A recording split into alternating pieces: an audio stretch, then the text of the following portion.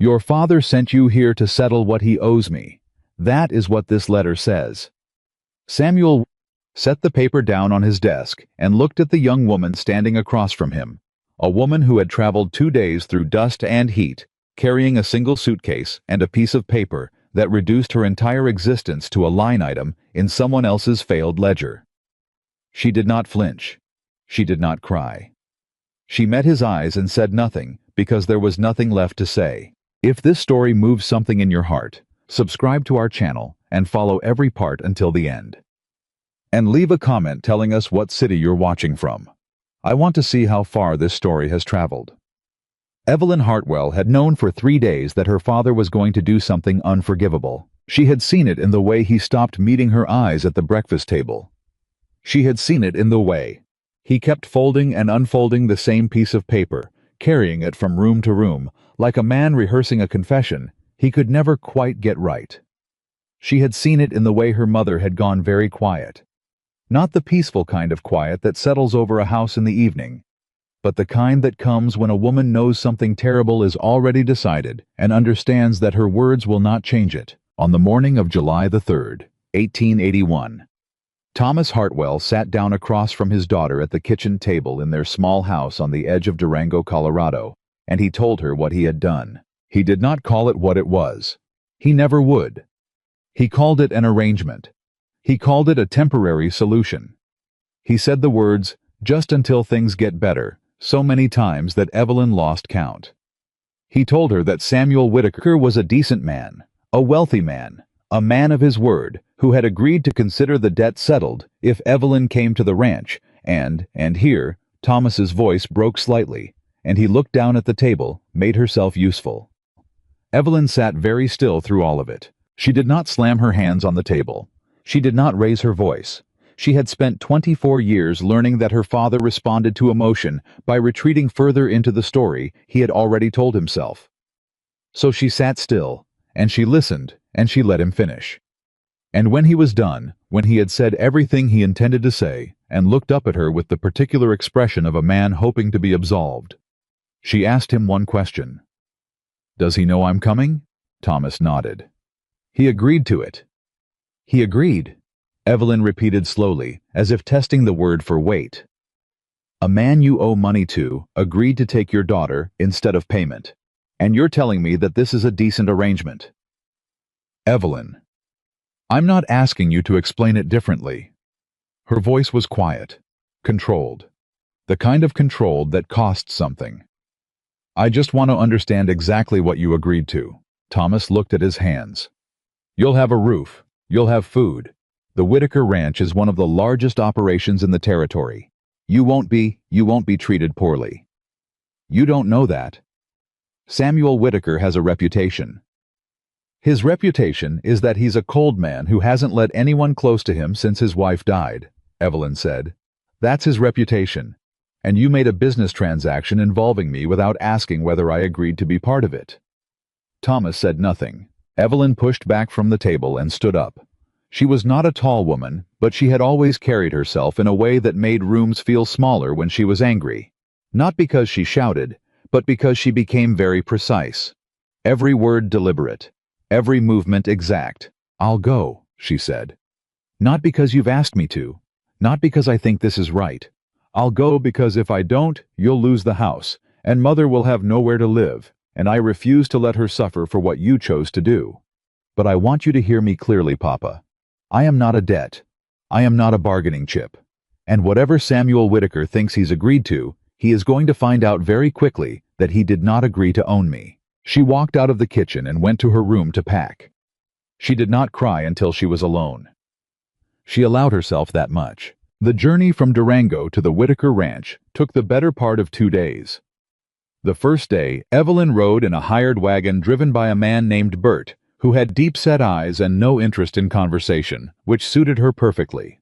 She spent the hours watching the landscape shift and change, and trying to build something steady inside herself, something she could carry into whatever was waiting at the end of this road. She knew what people would think when they saw her arrive. She had no illusions about that. A woman arriving at a wealthy ranch owner's property with a single suitcase and a letter from her indebted father. The story wrote itself, and it was not a flattering story. She had spent her whole life in small communities, and she understood exactly how quickly a version of a person could harden into fact. Once people decided who you were, it took something extraordinary to make them look again. She told herself she could not control what they thought. She could only control what was actually true. On the second day, the wagon crested a ridge, and she saw the Whitaker Ranch spread out below a vast network of fenced land, grazing cattle, low buildings, connected by worn paths, and in the center of it all, the main house, which was larger than she'd expected, but somehow also lonelier. Even from a distance, there was something about it that reminded her of a person who had simply stopped expecting company. Bert pulled the wagon to a stop in front of the main entrance and climbed down to help her with her suitcase.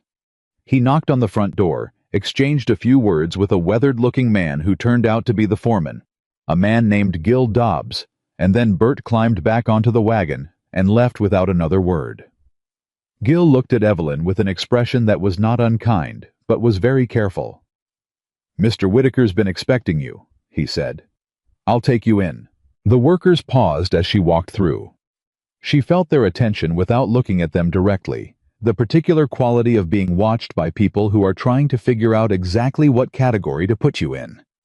She kept her chin level and her steps, even, and followed Gil through the front door and down a hallway and into a study where Samuel Whitaker was standing behind a desk covered in papers.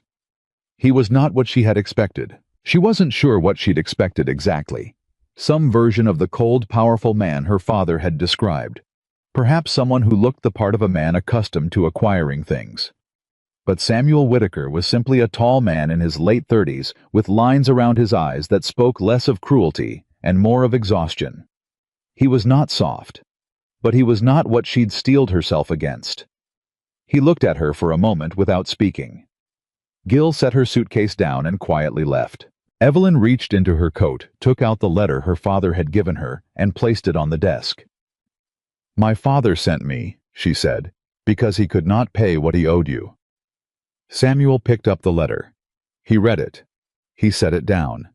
And then he looked at her, not the way men sometimes looked at women they considered their property, but with something closer to discomfort, as if the situation embarrassed him. "How long did it take you to get here?" he asked. The question surprised her. 2 days. "Did you eat?" "I brought food." He nodded slowly. He looked at the letter again. Then he looked back at her, and she saw something shift in his expression, something calculating, yes, but also something that might have been conscience. "Your father's letter says he is sending you to satisfy a debt of $400. Yes. He wrote that you are prepared to be, and I'm using his language, useful to the household in whatever capacity is needed." That is what he wrote. Is that what you agreed to?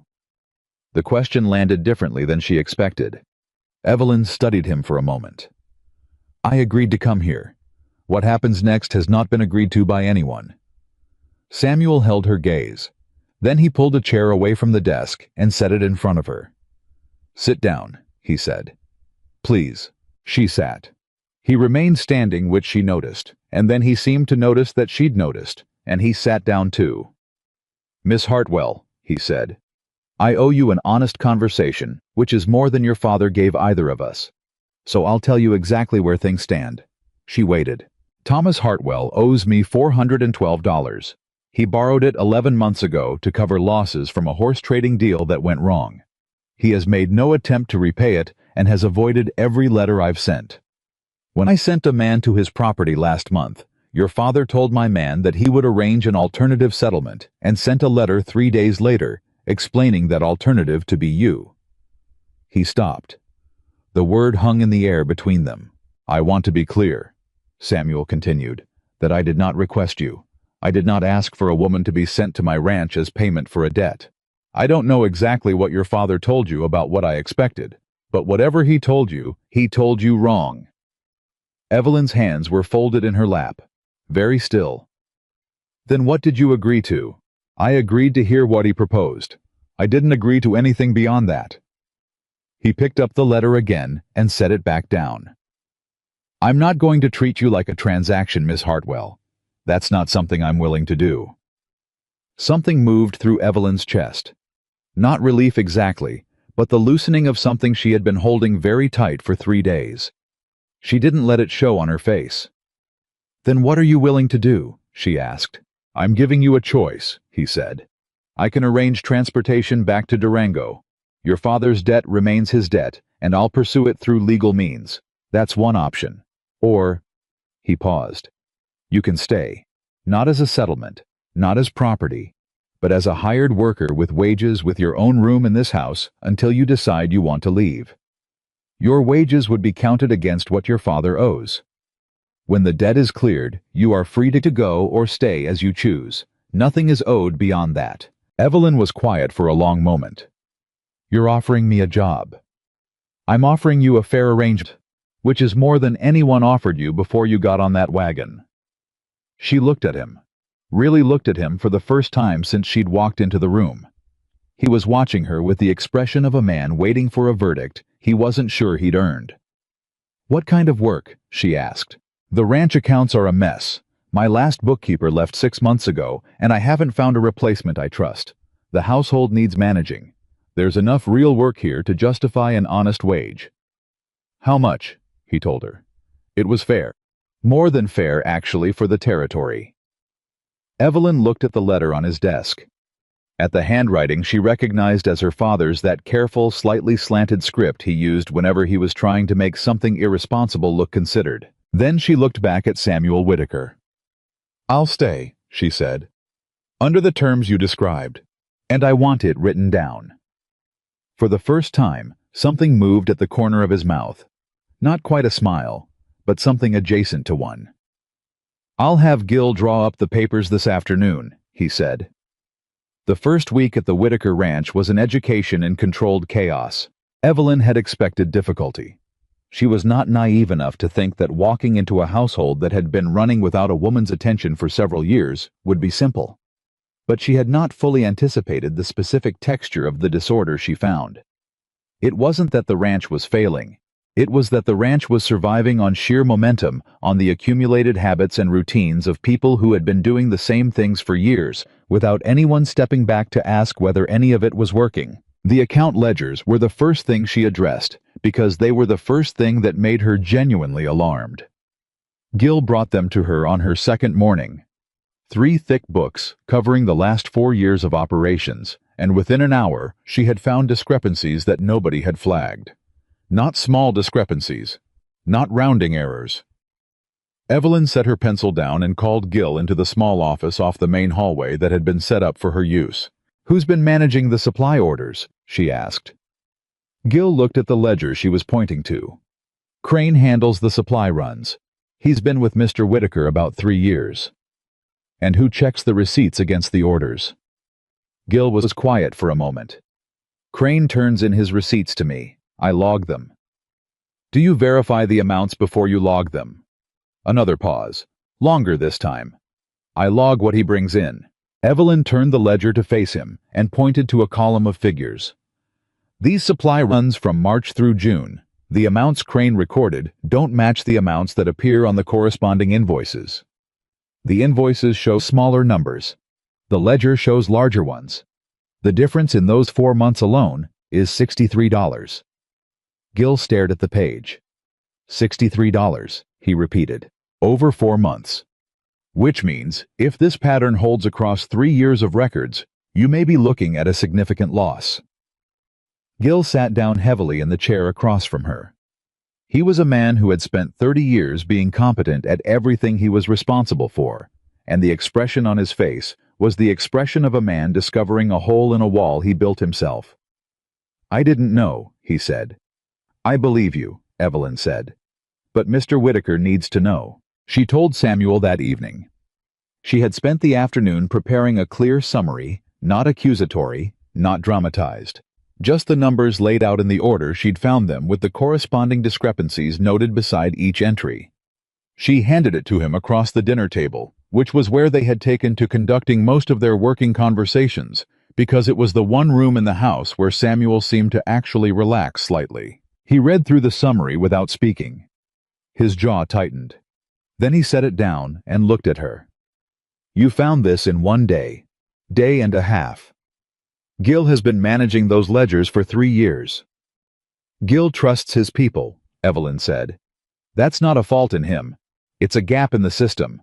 No one was checking the checker. Samuel was quiet for a moment. How bad is it across the full period? I'll need another week to go through everything. But if the pattern is consistent, I'd estimate somewhere between $200 and $300 over 3 years. He absorbed that. Crane's been stealing from me. It appears that way.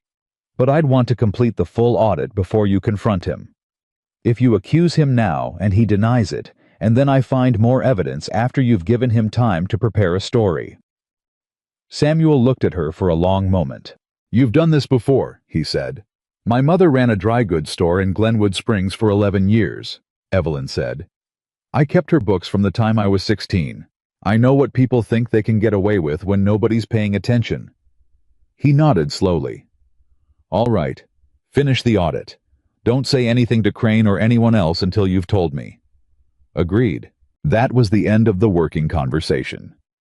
Samuel picked up his coffee and stared at the wall for a moment, and Evelyn returned to the ledger she'd brought to the table, and they sat together in a silence that was for the first time almost comfortable. She was 3 days into the audit when the whispers started. She had expected them.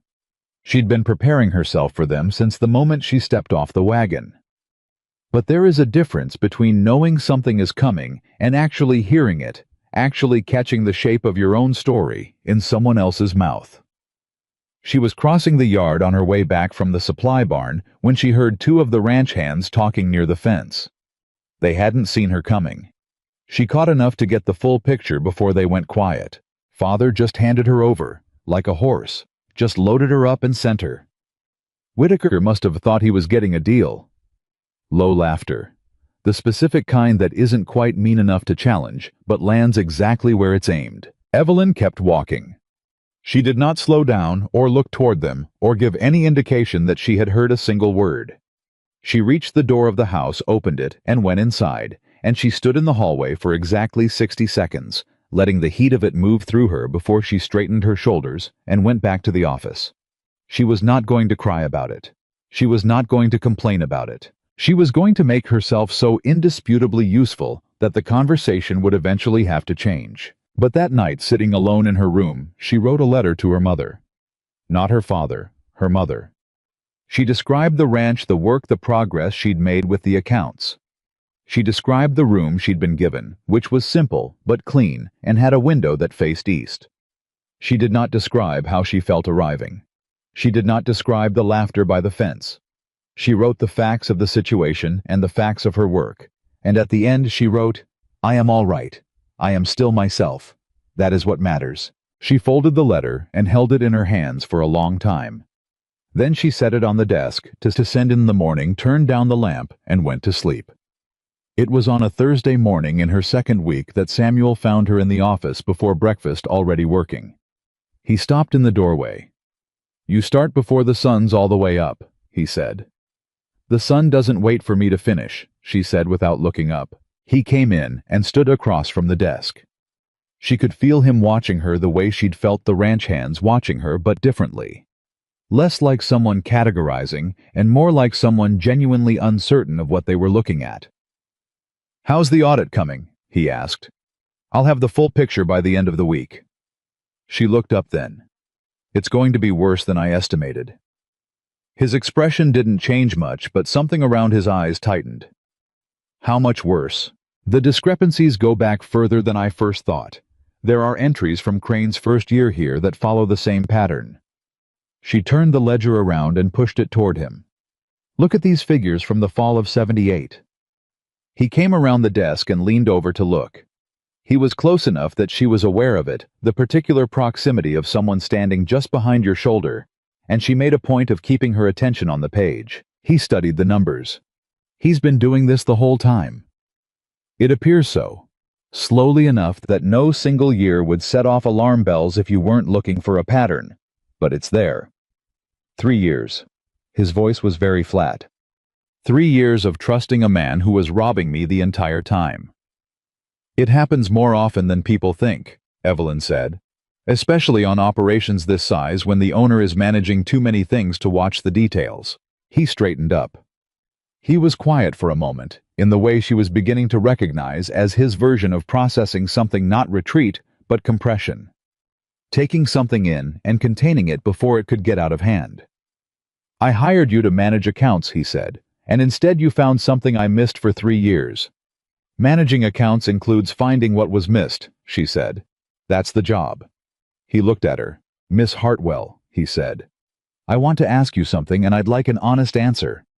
She set her pencil down and gave him her full attention. "When you arrived here, when you walked into this office that first day, did you think I was going to be another man taking advantage of you?" The directness of the question was unexpected. She considered deflecting from it. Then she decided against it. "Yes," she said. "I thought that was the most likely outcome." And now, she was quiet for a moment. "I think you're a man who made a fair offer when he didn't have to. And I think the fact that you made it says something about your character." She paused. "I haven't fully decided what it says yet." Something moved in his expression, not amusement exactly, but something that acknowledged the precision of what she'd said. "Fair enough," he said. He left her to her work. She picked up her pencil and stared at the ledger for a full minute before she actually saw the numbers again. By the end of her second week, Evelyn had presented Samuel with a complete audit of the ranch's accounts going back 3 years. The total discrepancy attributed to Crane's manipulation of the supply records came to $287. It was documented, line by line cross-referenced against the original invoices she'd found in the supply barn, where Crane had apparently not thought them worth hiding. Samuel dismissed Crane that Friday morning. She was not there for the conversation. She did not need to be. But she heard later from Gil that Crane had tried to deny it until Samuel laid the audit on the table, at which point he had gone quiet and then left the property without another word. Gil came to find her afterward. He stood in the doorway of the office and looked at her for a moment. "I should have caught it," he said. "You weren't set up to catch it," Evelyn said. "Now you are." He nodded slowly. "The men, some of them are saying things. About you. About why you're here." "I know. I want you to know it's not all of them." "I know that too." She looked at him steadily. "What they say doesn't change the work, Gil. And the work is what I'm here to do." He studied her for a moment with the expression of a man recalibrating. "Yes, ma'am," he said. And then he left. It was the first time anyone at the Whitaker Ranch had called her that. She did not make a thing of it. But she felt it settle somewhere inside her, quiet and solid, like a stone finding its place in a wall. That Sunday, Samuel told her he was raising her wages. He said it matter-of-factly over coffee, as if it were simply an accounting adjustment, which in a sense it was.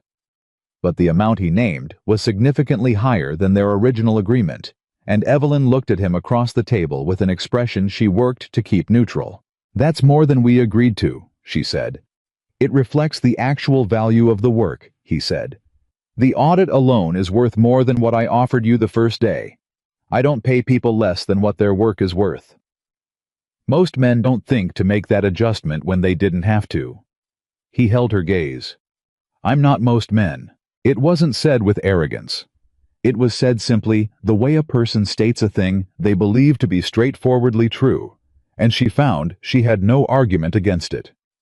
"All right," she said. "Thank you." He nodded once and went back to his coffee. Later that evening, Evelyn stood at the window of her room, watching the light change over the land, that particular quality of late-day light on open country, when everything turns gold, and still before the dark comes in, and she thought about what her father had said to her at the kitchen table. About Samuel Whitaker being a decent man. He had been right about that at least. She wasn't sure he deserved the credit for knowing it. But she was beginning to think that she had arrived at a place that was against all reasonable expectation, exactly where she needed to be. Not because someone had rescued her. Not because a wealthy man had offered her comfort. But because she had walked into a difficult situation with her dignity intact, and she had refused quietly, consistently at every step to let it be taken from her. And for the first time since she'd sat across from her father at the kitchen table and heard the worst thing he had ever done to her. Evelyn. Hartwell felt something settle in her chest that was not despair and not relief, but was something older and more reliable than either. It was the knowledge that she was still herself, and that no debt, no matter whose name was on it, had the power to change that. The raise in wages changed nothing about how most of the ranch workers saw her, and Evelyn knew it wouldn't. Money was a private matter. Reputation was public. And the story that had attached itself to her arrival, the daughter traded like livestock. The woman sent to pay a man's debt was the kind of story that spread fast in isolated communities because it gave people something to talk about that wasn't their own troubles. She understood that. She didn't like it, but she understood it. What she hadn't anticipated was Margaret Fowler. Margaret was the wife of the nearest neighboring rancher, a man named Dale Fowler, whose property bordered the Whitaker land to the south. She arrived on a Tuesday morning in a two-horse buggy with her daughter Clara beside her.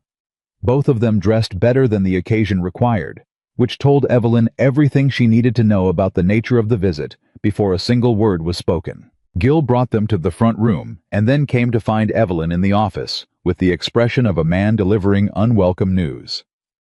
"Mrs. Fowler and her daughter," he said. "They've asked to see Mr. Whitaker. He's out on the north pasture. I told them he wouldn't be back until afternoon." And Mrs. Fowler said she'd wait. Evelyn set down her pencil. "I'll speak with them." Gil looked mildly relieved. She went to the front room. Margaret Fowler was a handsome woman in her late 40s, with sharp eyes and the particular posture of someone who had spent decades being the most important woman in every room she entered. Clara was perhaps 19, and she had inherited her mother's eyes without yet learning what to do with them. They both looked at Evelyn when she came in, and what she saw in Margaret's expression was not hostility exactly. It was the careful assessing look of a woman taking measurement. "I'm Evelyn Hartwell," she said. "I manage the household accounts for Mr. Whitaker. I understand he's expected back this afternoon. Can I help you in the meantime?" Margaret's smile was precisely calibrated. "We just came to pay our respects. We heard there was a new addition to the Whitaker household and thought it was only neighborly to call." "That's kind," Evelyn said. "You're managing accounts," Margaret repeated. The way she said it left a slight space around the words as if they required some additional examination. "Is that how you'd describe your position here?" "That's what I do, yes." Margaret glanced around the room with the practiced air of someone conducting an inspection while appearing to do nothing of the sort. "It must be quite an adjustment. Coming from where was it you said you were from?" "I didn't say." A brief pause. Clara looked at her hands. "Durango," Evelyn said. "My family is in Durango." "Of course." Margaret smiled again. "Well, Samuel Whitaker has been alone in this house for too long. It will be good for him to have company." The word landed the way it was intended to land. Evelyn looked at Margaret Fowler with an expression she kept absolutely even. "Mr. Whitaker has a foreman, 6 ranch hands, a cook, and a housekeeper," she said pleasantly. "He's never been short of company. What he lacked was someone to get his accounts in order. That's what I'm here for. Nothing more complicated than that." Margaret's smile didn't waver. "Of course. I'll let him know you called. I'm sure he'll want to thank you for the visit." Evelyn moved toward the hallway in a way that made the direction of the conversation perfectly clear. "Gil will see you out." She walked back to the office and sat down at the desk and stared at the ledger in front of her without seeing a single number for the better part of 5 minutes. Then she picked up her pencil and went back to work. Samuel came back from the north pasture at midday instead of afternoon. Something had finished earlier than expected, and Gil told him about the Fowler visit before Evelyn had the chance. She heard him come down the hallway and stop in the doorway of the office, and she looked up to find him watching her with an expression she couldn't immediately read. "I heard Margaret Fowler paid a call," he said. "She did." "How did it go?" Evelyn considered this question. "It was a friendly visit," she said. "That's not what Gil said." "What did Gil say?" "He said you handled it." Samuel leaned against the doorframe. "He meant it as a compliment, by the way. Gil doesn't offer those lightly." Evelyn looked back at the ledger. "Mrs. Fowler wanted to understand what I am to you. I told her I managed the household accounts. She didn't entirely believe me, but that's her prerogative. And what did she say about you being here? Nothing directly. She's too careful for that. She glanced up. She said it was good that you had company. Samuel's jaw tightened in a way she had started to recognize the particular compression of a man who is deciding whether to be angry. I'll speak to her. Please don't. He looked at her. She was insinuating. I know what she was insinuating, Evelyn said. And if you go speak to her on my behalf, it will confirm every story she's already telling herself. The best answer to what Margaret Fowler thinks about me is the work. That's all. Let the work answer for itself. He was quiet for a moment. You've dealt with women like her before, he said. Women like Margaret Fowler exist in every community I've ever lived in, Evelyn said. They're not malicious, they're just narrators. They take whatever information is available and they build a story out of it. The only way to change the story is to give them better information. Samuel studied her for a long moment. You're not angry. I'm angry, she said calmly. I'm just choosing not to do anything about it that would make my situation worse. I was quiet again. Then he pushed off the doorframe and started down the hallway, and she heard him tell the cook that he was eating at the desk today, and she felt something that was not quite amusement, but was something in that vicinity, and she went back to work. The third week brought the first real test of what her position at the ranch actually meant. A supply order had come in from town, a large one, the first major purchase since Crane's dismissal, and Evelyn had prepared the order herself, verified the quantities against the ranch's actual needs, and sent it with one of the ranch hands, a young man named Hector, who had offered to make the run. When Hector came back, he brought the goods and the receipts, and everything matched perfectly. Every number lined up. It was the first time in at least 3 years that a supply run had come back clean. She showed Samuel the receipts that evening. He looked at them. He looked at her. You checked them against the order before he left? Yes. And I checked the invoice amounts against the posted prices at Mercer's store, which are recorded in the county ledger from last year. Everything is within normal range. He set the receipts down. Hector tell you it was clean. Hector doesn't know I verified his receipts, she said. He brought them straight to me as I asked. If he were inclined to manipulate them, he wouldn't have had the opportunity. So you built a system. I built a check. It's not complicated. It just requires someone paying attention. Samuel was quiet for a moment. Then he said, the men are going to push back on being checked. Some of them already have. His eyes sharpened. Who? It doesn't matter who specifically. It's natural resistance. They've been operating one way for years, and now someone's verifying their work. It feels like distrust. She paused. I told Hector before he left that I check every receipt as a matter of policy, not because I suspect anyone. That it's how the accounts are kept clean. He seemed to accept that. And the others? They'll accept it too once they see it's consistent. People resist systems they think are aimed at them. They accept systems that apply to everyone equally. Samuel looked at her for a long moment with an expression she had not seen from him before. Not admiration exactly, more like a recalibration, the expression of a man adjusting his understanding of something. Where did you learn to think like that? He asked. My mother's store, she said. 11 years of watching her manage people who thought they knew better than her because she was a woman running a business alone. She picked up her pencil. She never argued with them directly. She just ran a better store. He nodded slowly, and she thought he was about to say something, but instead, he stood up from the table and said goodnight and walked out, and she stayed at the table for another hour, working through the week's figures, and when she finally put the ledger away and went to bed, she lay in the dark, thinking about nothing for a long time before she finally slept. It was the cook. A stout and generally cheerful woman named Ruth, who had been with the ranch for 7 years, who told Evelyn what people were actually saying. Ruth did it plainly the way practical women often deliver difficult information directly without decoration, because they have found that softening it only makes it harder to hear. She came to the office one morning with coffee and set it on the desk and said, I thought you should know what's being said in town. Evelyn put her pencil down. Tell me. People are saying Mr. Whitaker made a bargain. that your father owed a debt, and the agreement was that you'd come here and he'd have well. That the debt was the polite word for what was actually arranged.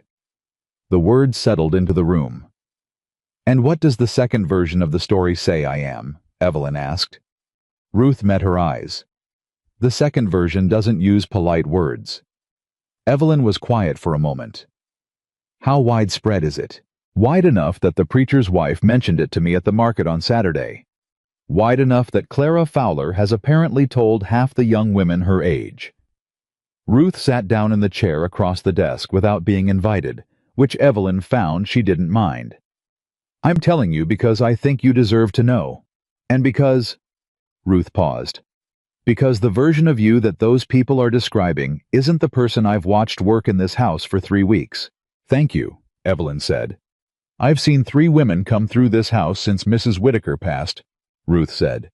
2 of them were brought by Samuel's brother, who thought Samuel needed to get remarried before he turned completely into a post. Both of those women lasted less than a month. Not because anything happened to them. Because this house is hard. It's quiet in the wrong ways. Mr. Whitaker doesn't make it easy to be here." She looked at Evelyn steadily. "You're still here." "I'm still here," Evelyn agreed. "I thought that was worth mentioning." Ruth picked up her coffee cup and went back to the kitchen, and Evelyn sat for a long time with her hands flat on the desk, looking at the wall. She did not feel sorry for herself. That was the thing she was most careful about, not allowing herself to tip into self-pity, because self-pity was a direction you couldn't easily come back from. But she allowed herself to feel the weight of what Ruth had told her, because refusing to feel it wouldn't make it lighter. She was being discussed in the worst terms by people who had never spoken to her, and the story they were telling was one she could not simply correct by showing them the account ledgers. Some stories, once they started moving through a community, required something larger than evidence to stop them. She didn't know yet what that something was, but she was going to find it. Samuel came to the office that afternoon earlier than usual. She knew from his expression that he had heard something. "I went to town this morning for the feed contract," he said. He set his hat on the corner of the desk and remained standing. "Ben Alcott made a joke. It wasn't a good one. About me. About the arrangement between my property and your father's debt." His voice was flat and careful, the specific flatness of a man containing anger. "I want to know what you want me to do about it." Evelyn looked at him. "What did you do?" "I told Ben Alcott that you are my household manager, that you are employed under a written contract, that the terms of your employment are nobody's business, and that if I heard that joke again from anyone in this county, I would remember it when that person needed something from me." He paused. "Then I signed the feed contract and left." She was quiet for a moment. "That's a better answer than most men would have given." What would most men have done?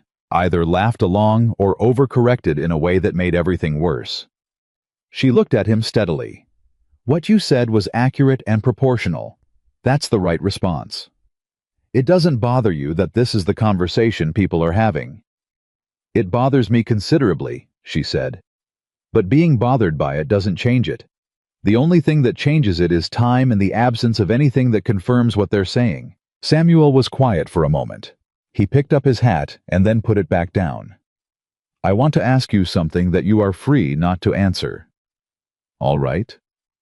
Does your father know what he cost you by sending you here?" The question came from somewhere she hadn't expected. She felt it move through her in a way she wasn't fully prepared for, and she took a breath and steadied herself before she answered.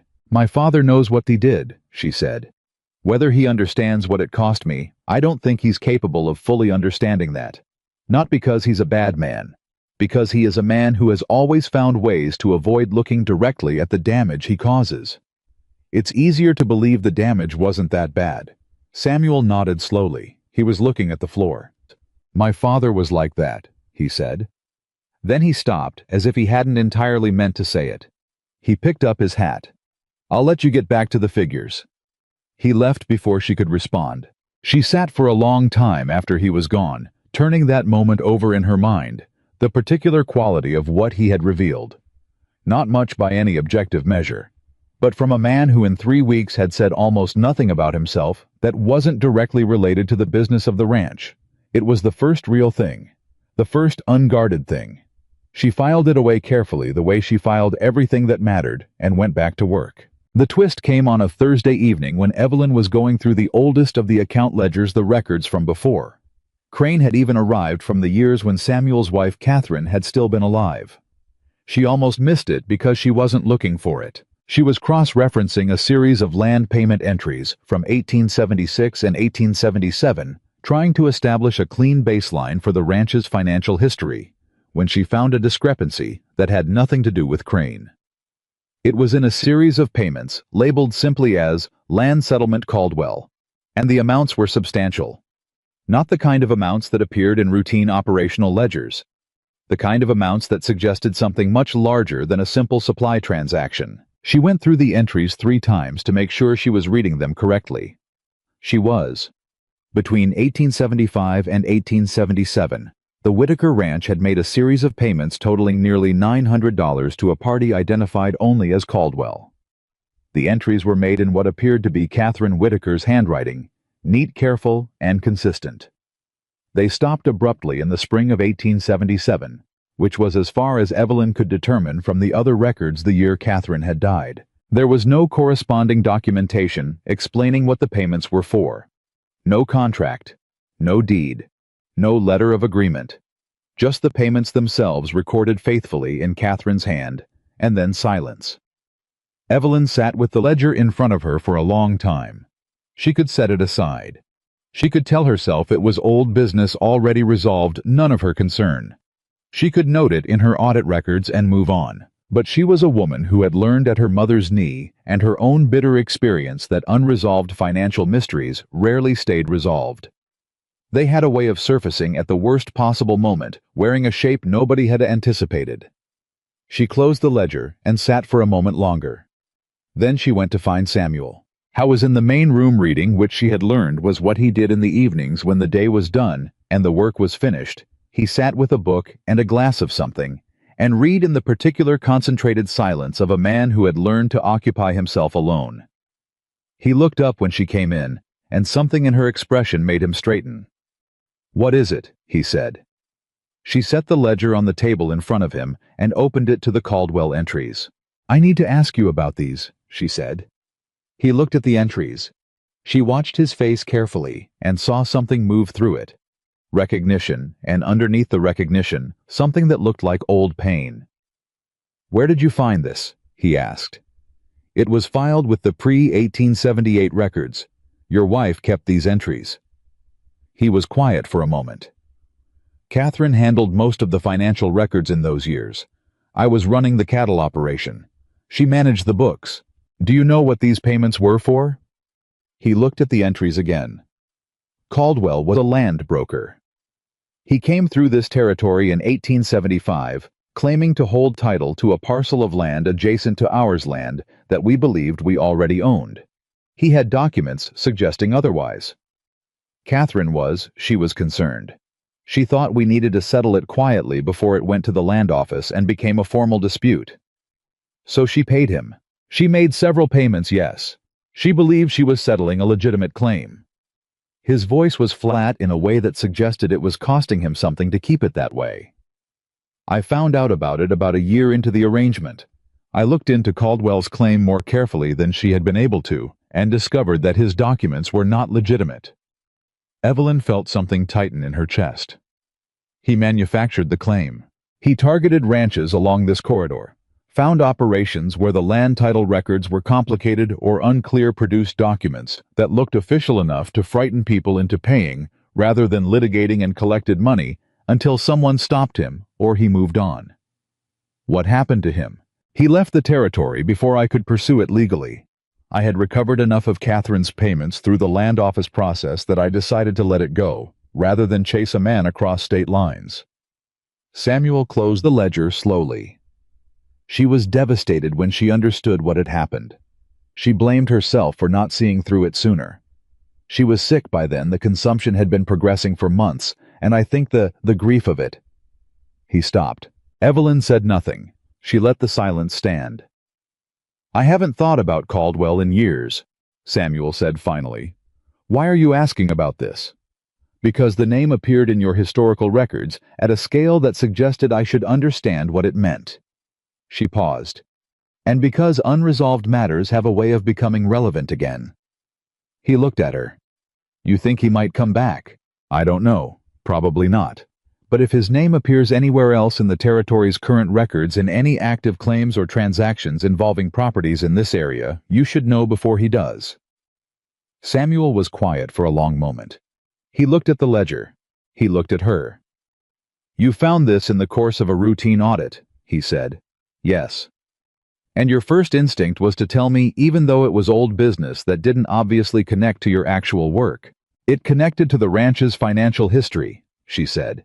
That's my actual work. He held her gaze for a moment with an expression she couldn't name. Something layered, complicated, more personal than anything she'd seen from him in the 3 weeks she'd been in this house. Evelyn, he said. It was the first time he had used her given name. She noticed it, and she could see that he noticed she'd noticed, and neither of them acknowledged it directly. You came here, he said, because your father failed you. You stayed because you chose to.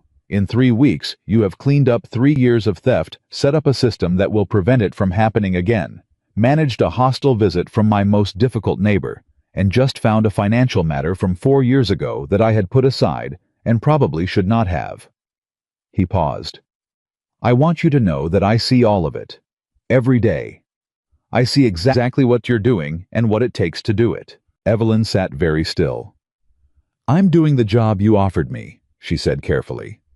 You're doing more than that, and you know it. He held her gaze. I'm not going to pretend I don't notice. She did not look away. She wanted to. It would have been easier to look away. But she held his gaze and said, Then I'll tell you something in return. All right. When I arrived here, I thought this would be a temporary situation. I thought I would stay long enough to satisfy the debt's terms, save what I could from my wages, and find a position elsewhere where nobody knew my father's name or the circumstances of my arrival. She paused. I'm not certain of that plan anymore. Samuel was very still. Why not? He asked. She looked at him levelly.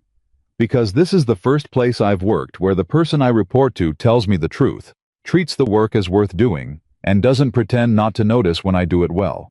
That's rarer than it should be. It was not a declaration. It was an honest accounting, the kind she gave to ledgers. But she watched him receive it, and she saw for the first time since she'd arrived at the Whitaker Ranch. Something in Samuel Whitaker's expression that was not guarded or managed or contained. It was open. Just for a moment. Just long enough to be real. Then he nodded once and picked up his book. Good night, Evelyn, he said. Good night, she said. She walked back down the hallway to her room and sat at the edge of her bed in the dark for a while, and she did not allow herself to make too much of what had just happened, because she was a practical woman, and she understood that one honest conversation in the dark did not resolve anything. But she also did not pretend it had meant nothing, because that would have been a different kind of dishonesty. And Evelyn Hartwell had made a decision somewhere between Durango and this ranch that she was done pretending.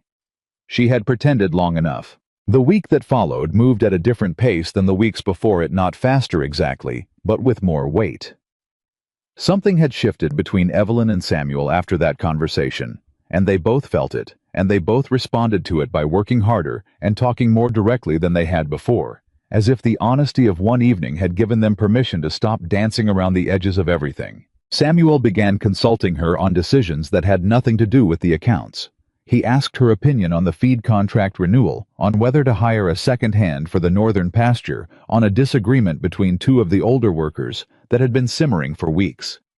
She answered directly without softening, and he listened in the way she was learning, meant he was actually considering what she said, not performing consideration, but actually thinking. The workers noticed the change before she fully did. Hector mentioned it first casually, the way young men sometimes deliver observations they aren't entirely sure they're allowed to make. He was helping her carry the monthly supply inventory from the barn to the office, and he said without looking at her directly, "The men are coming around, you know." Evelyn kept walking. "Coming around to what?" "To you. To the way things run now." He glanced at her sideways. Martinez said this morning that the accounts being clean made his job easier. He's the one who handles the payroll distribution. He said last year there were always errors and nobody could figure out where they came from. There were, Evelyn said. They came from Crane's supply manipulations, creating ripple errors through the whole ledger system. Hector nodded. He didn't say that part. He just said things were better. That's enough, Evelyn said. He was quiet for a moment. What Mrs. Fowler's been saying in town? The men most of them don't believe it. I thought you should know. Evelyn stopped and looked at him. Hector was perhaps 22 with a straightforward face and the particular dignity of a young man who had grown up working hard. He met her eyes. Most of us figured out pretty quickly that what she's saying and what's actually happening here are two different things, he said. The ones who believe it are the ones who weren't going to respect you anyway. She looked at him for a moment. Thank you, Hector, she said. Yes, ma'am. She went back inside. She was checking the following week's supply list when she heard a horse arrive at the front of the house, fast, not the measured pace of a routine arrival. She heard Gil's voice, and then Samuel's lower and harder, and then the sound of the front door opening with more force than usual. She was in the hallway before she'd fully decided to move. Samuel was standing in the entry with Gil and one of the other hands, a man named Porter, and the expression on his face was the specific expression of a man who has just received news that changes the shape of something he thought was already settled. He looked at her when she appeared. There's been an inquiry at the land office, he said. Someone filed a request to review the title records on the eastern parcel. Evelyn was very still. Caldwell, we don't know that yet. But his voice said he suspected it. The request was filed through a land agent in Denver. It came through official channels. It's not illegal. But it's the eastern parcel. Yes. She looked at him. He looked at her. The air between them had the particular quality of two people who both understood what a certain kind of coincidence means. When did you show me those entries in the ledger? He asked. 8 days ago. And the inquiry at the land office was filed, Porter. When did they say? 6 days ago, Porter said. Evelyn felt something cold move through her chest. Not panic. Something steadier and more focused than panic. Someone knew you were looking at the old records, she said quietly. Samuel's jaw tightened. Or it's a coincidence. It might be, she said, but we should proceed as if it isn't. He held her gaze for a moment. Then he nodded. All right, he said. Tell me what you need to do that. She was already thinking through it, already mapping the shape of what she knew and what she needed to know, and what the distance between those two things would require. Because that was what she did. That was the thing she had been doing her entire working life. Taking the mess that circumstances made and finding the order inside it. The thread that, if you pulled it correctly, showed you exactly what the tangle actually was. She met his eyes. I need the original land title documents, she said. Everything from 1874 through 1878. And I need to know if Richard Caldwell is still operating in this territory. Samuel held her gaze for one more moment. I'll find out, he said. The original land title documents were stored in a lockbox under Samuel's desk, a heavy iron box with a key he kept on his person, which told Evelyn something about how seriously he took them even when he wasn't actively thinking about them. He brought everything out that same evening and spread it across the dining table, and they sat on opposite sides going through 40 pages of territorial land records, while Ruth kept coffee coming and quietly made herself scarce. The documents were dense, the language formal, and layered in the way legal records from that period tended to be full of references to survey markers and adjacent properties and rights of conveyance that required patience to untangle. Evelyn had dealt with enough county records through her mother's store transactions to read them without getting lost in the language.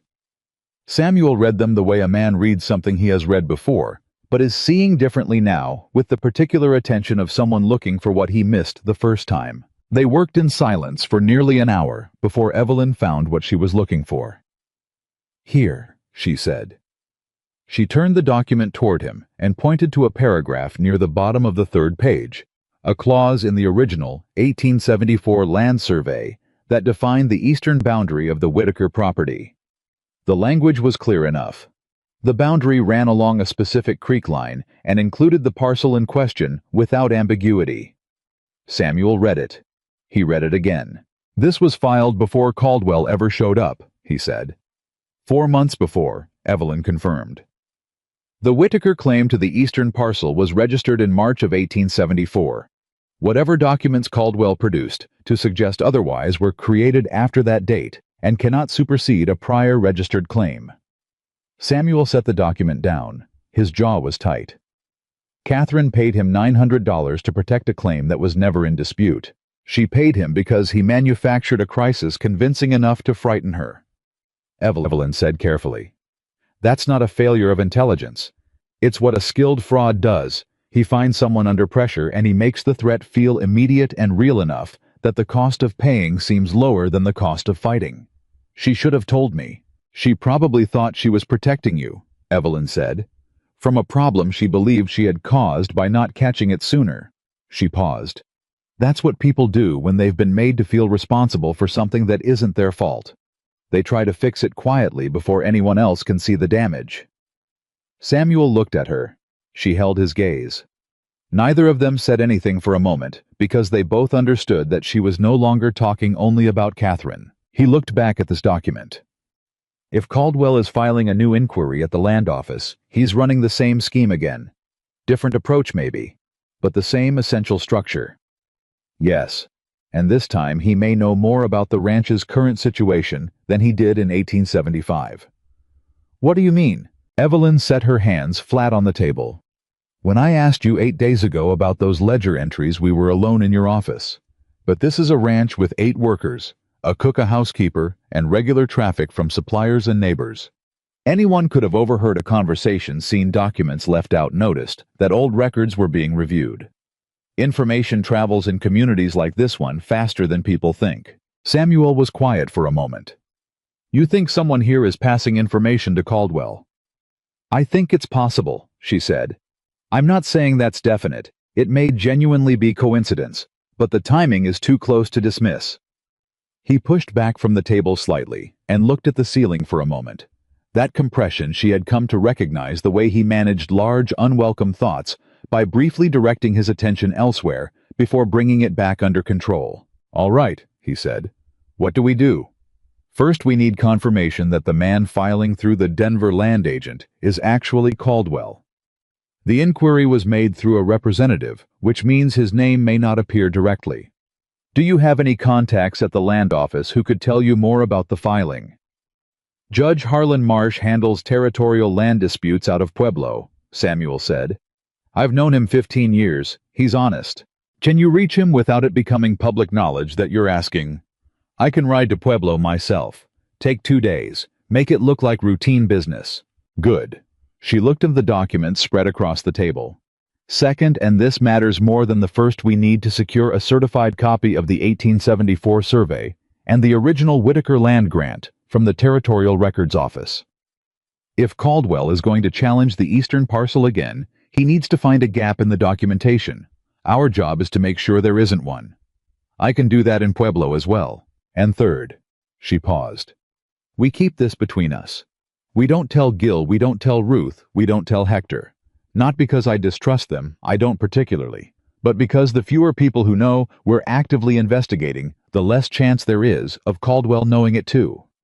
But because the fewer people who know we're actively investigating, the less chance there is of Caldwell knowing it too.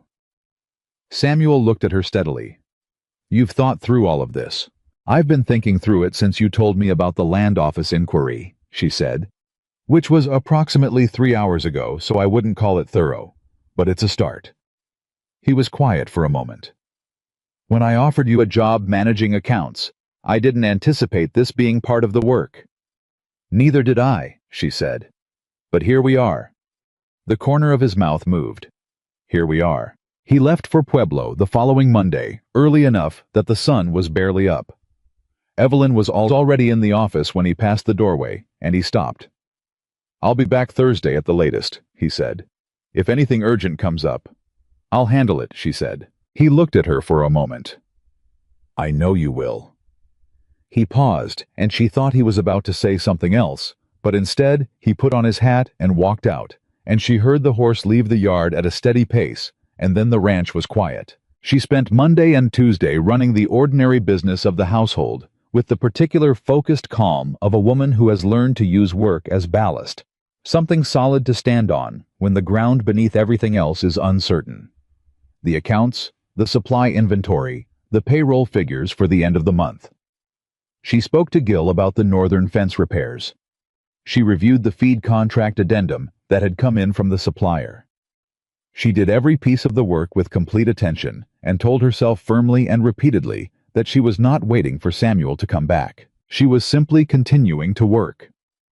On Tuesday evening, a visitor arrived that she had not anticipated. She heard the buggy from the office and assumed it was a supplier until Ruth came to the door with an expression that suggested otherwise. "Thomas Hartwell is here," Ruth said. "He says he's your father." Evelyn set her pencil down very slowly. She had not seen her father since the morning she left Durango. She had received 2 letters from her mother. Warm, careful letters that described the garden and the neighbors, and carefully avoided any mention of Thomas's name, beyond a brief, "Your father sends his regards," which Evelyn had read as her mother's polite translation of something her father had not actually said. She had not written to her father directly. She was not sure she was ready to. Apparently, he had not waited for her to be ready. She stood up, straightened her jacket, and went to the front room. Thomas Hartwell was a man of 60 who had once been physically imposing and now carried the slightly deflated quality of someone who had spent years making large decisions and absorbing their consequences. He was standing in the middle of the front room with his hat in his hands, and when Evelyn walked in, he looked at her with an expression she recognized, the specific expression of a man preparing to offer an apology that he hopes will be received as larger than it actually is. "Evelyn," he said. "Papa."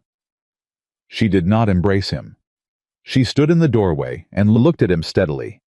"How did you get here?" "Hired a wagon from Durango." He glanced around the room.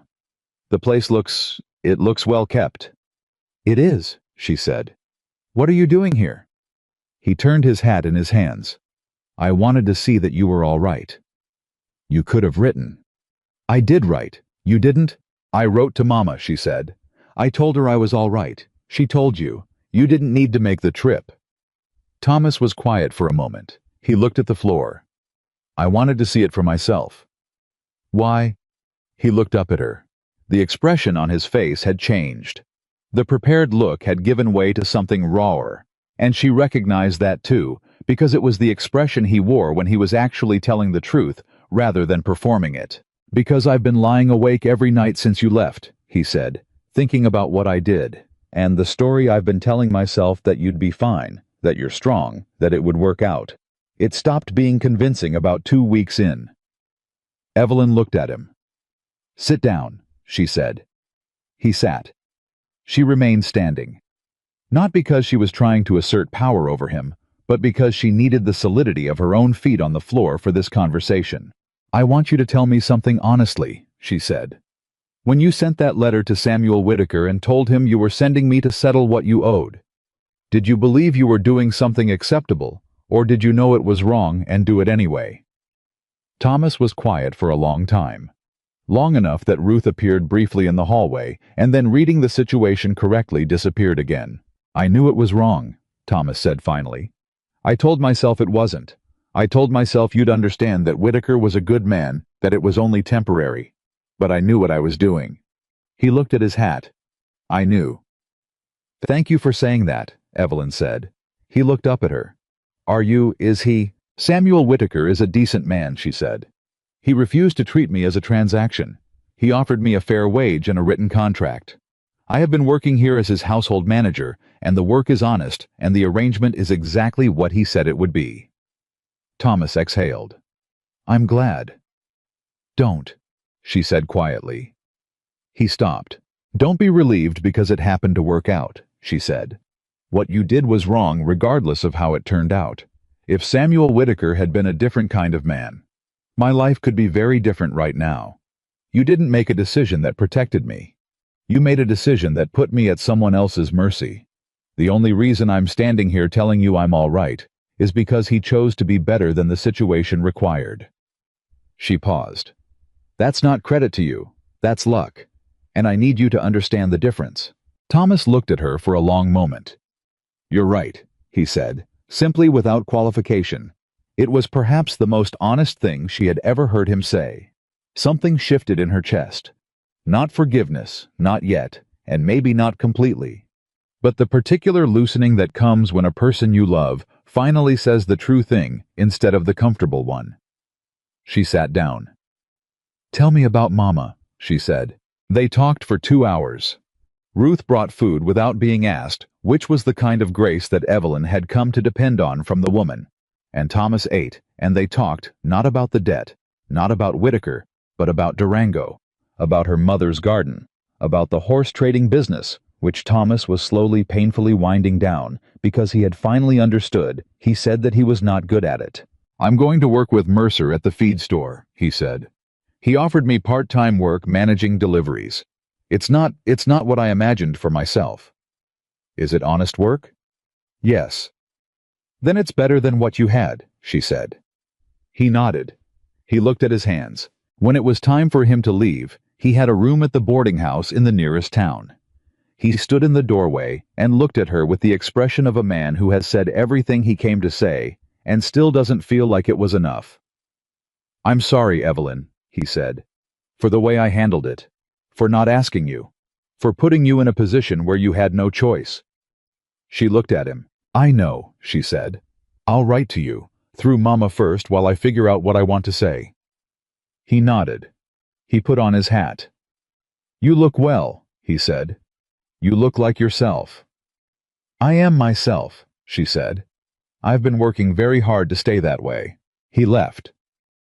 She stood in the empty front room for a moment and let the silence settle, and then she went back to the office and picked up her pencil and went back to work, because that was the thing she had learned, not to stay too long in the feeling of a difficult moment, but to move through it, and forward, always forward. She was still at her desk 2 hours later when she heard the front door open. Samuel was back, 2 days early. She came out of the office and found him in the entry with Gil, both of them speaking in low, rapid tones that stopped when she appeared. Samuel looked at her, and she could see immediately that what he had found in Pueblo was not reassuring. Tell me, she said. Gil excused himself. Samuel came down the hallway and into the dining room and sat down heavily, which he almost never did. He was a man who remained standing in difficult moments, as if sitting somehow ceded ground. The fact that he sat now told her the news was significant.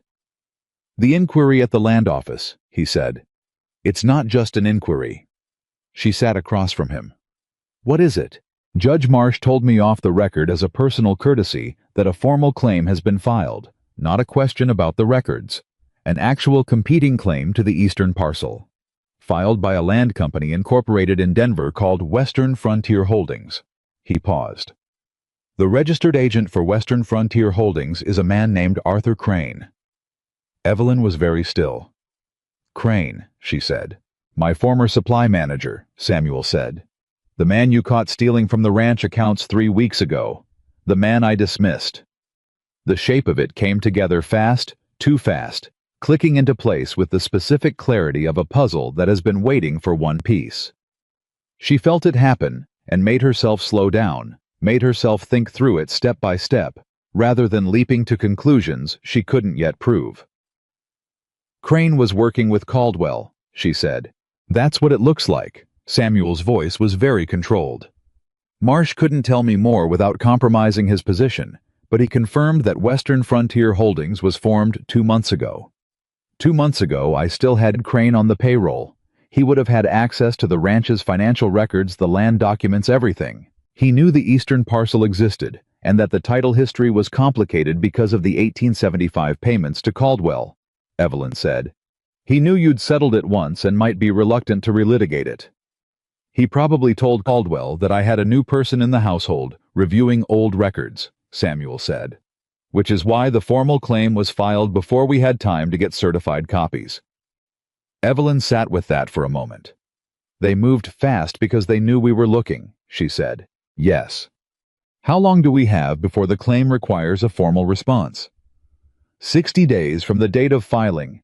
Marsh said the filing date was 2 weeks ago. So 46 days, she said. Yes. She was already thinking. Already mapping the sequence, what they had, what they needed, what the 46 days had to contain.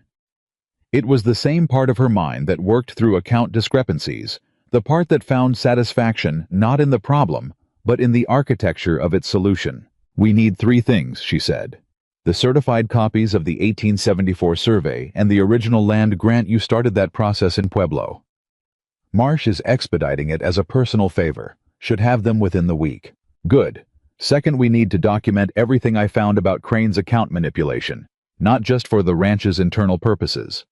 If Crane is operating as a registered agent for a company that's filing fraudulent land claims, his history of financial fraud at this ranch is relevant to his credibility. We take that evidence to the land office as part of our response. And third, Evelyn met his eyes. We need to find out if Caldwell is in this territory. Not through official channels, through people who've encountered him. Merchants, boarding house owners, anyone who's had contact with a man matching his description in the last 6 months. He doesn't file a claim without being nearby to manage it.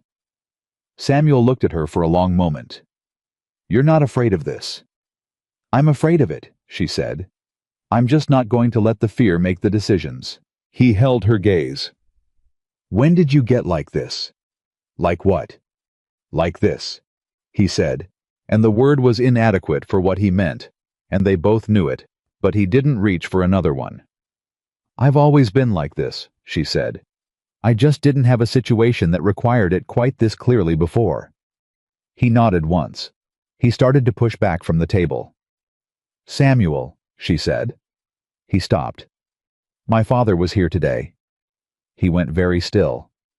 Thomas Hartwell was here. Yes, he came to check on me. She paused. He apologized. A real one, not the kind he usually offers. I thought you should know he was on the property.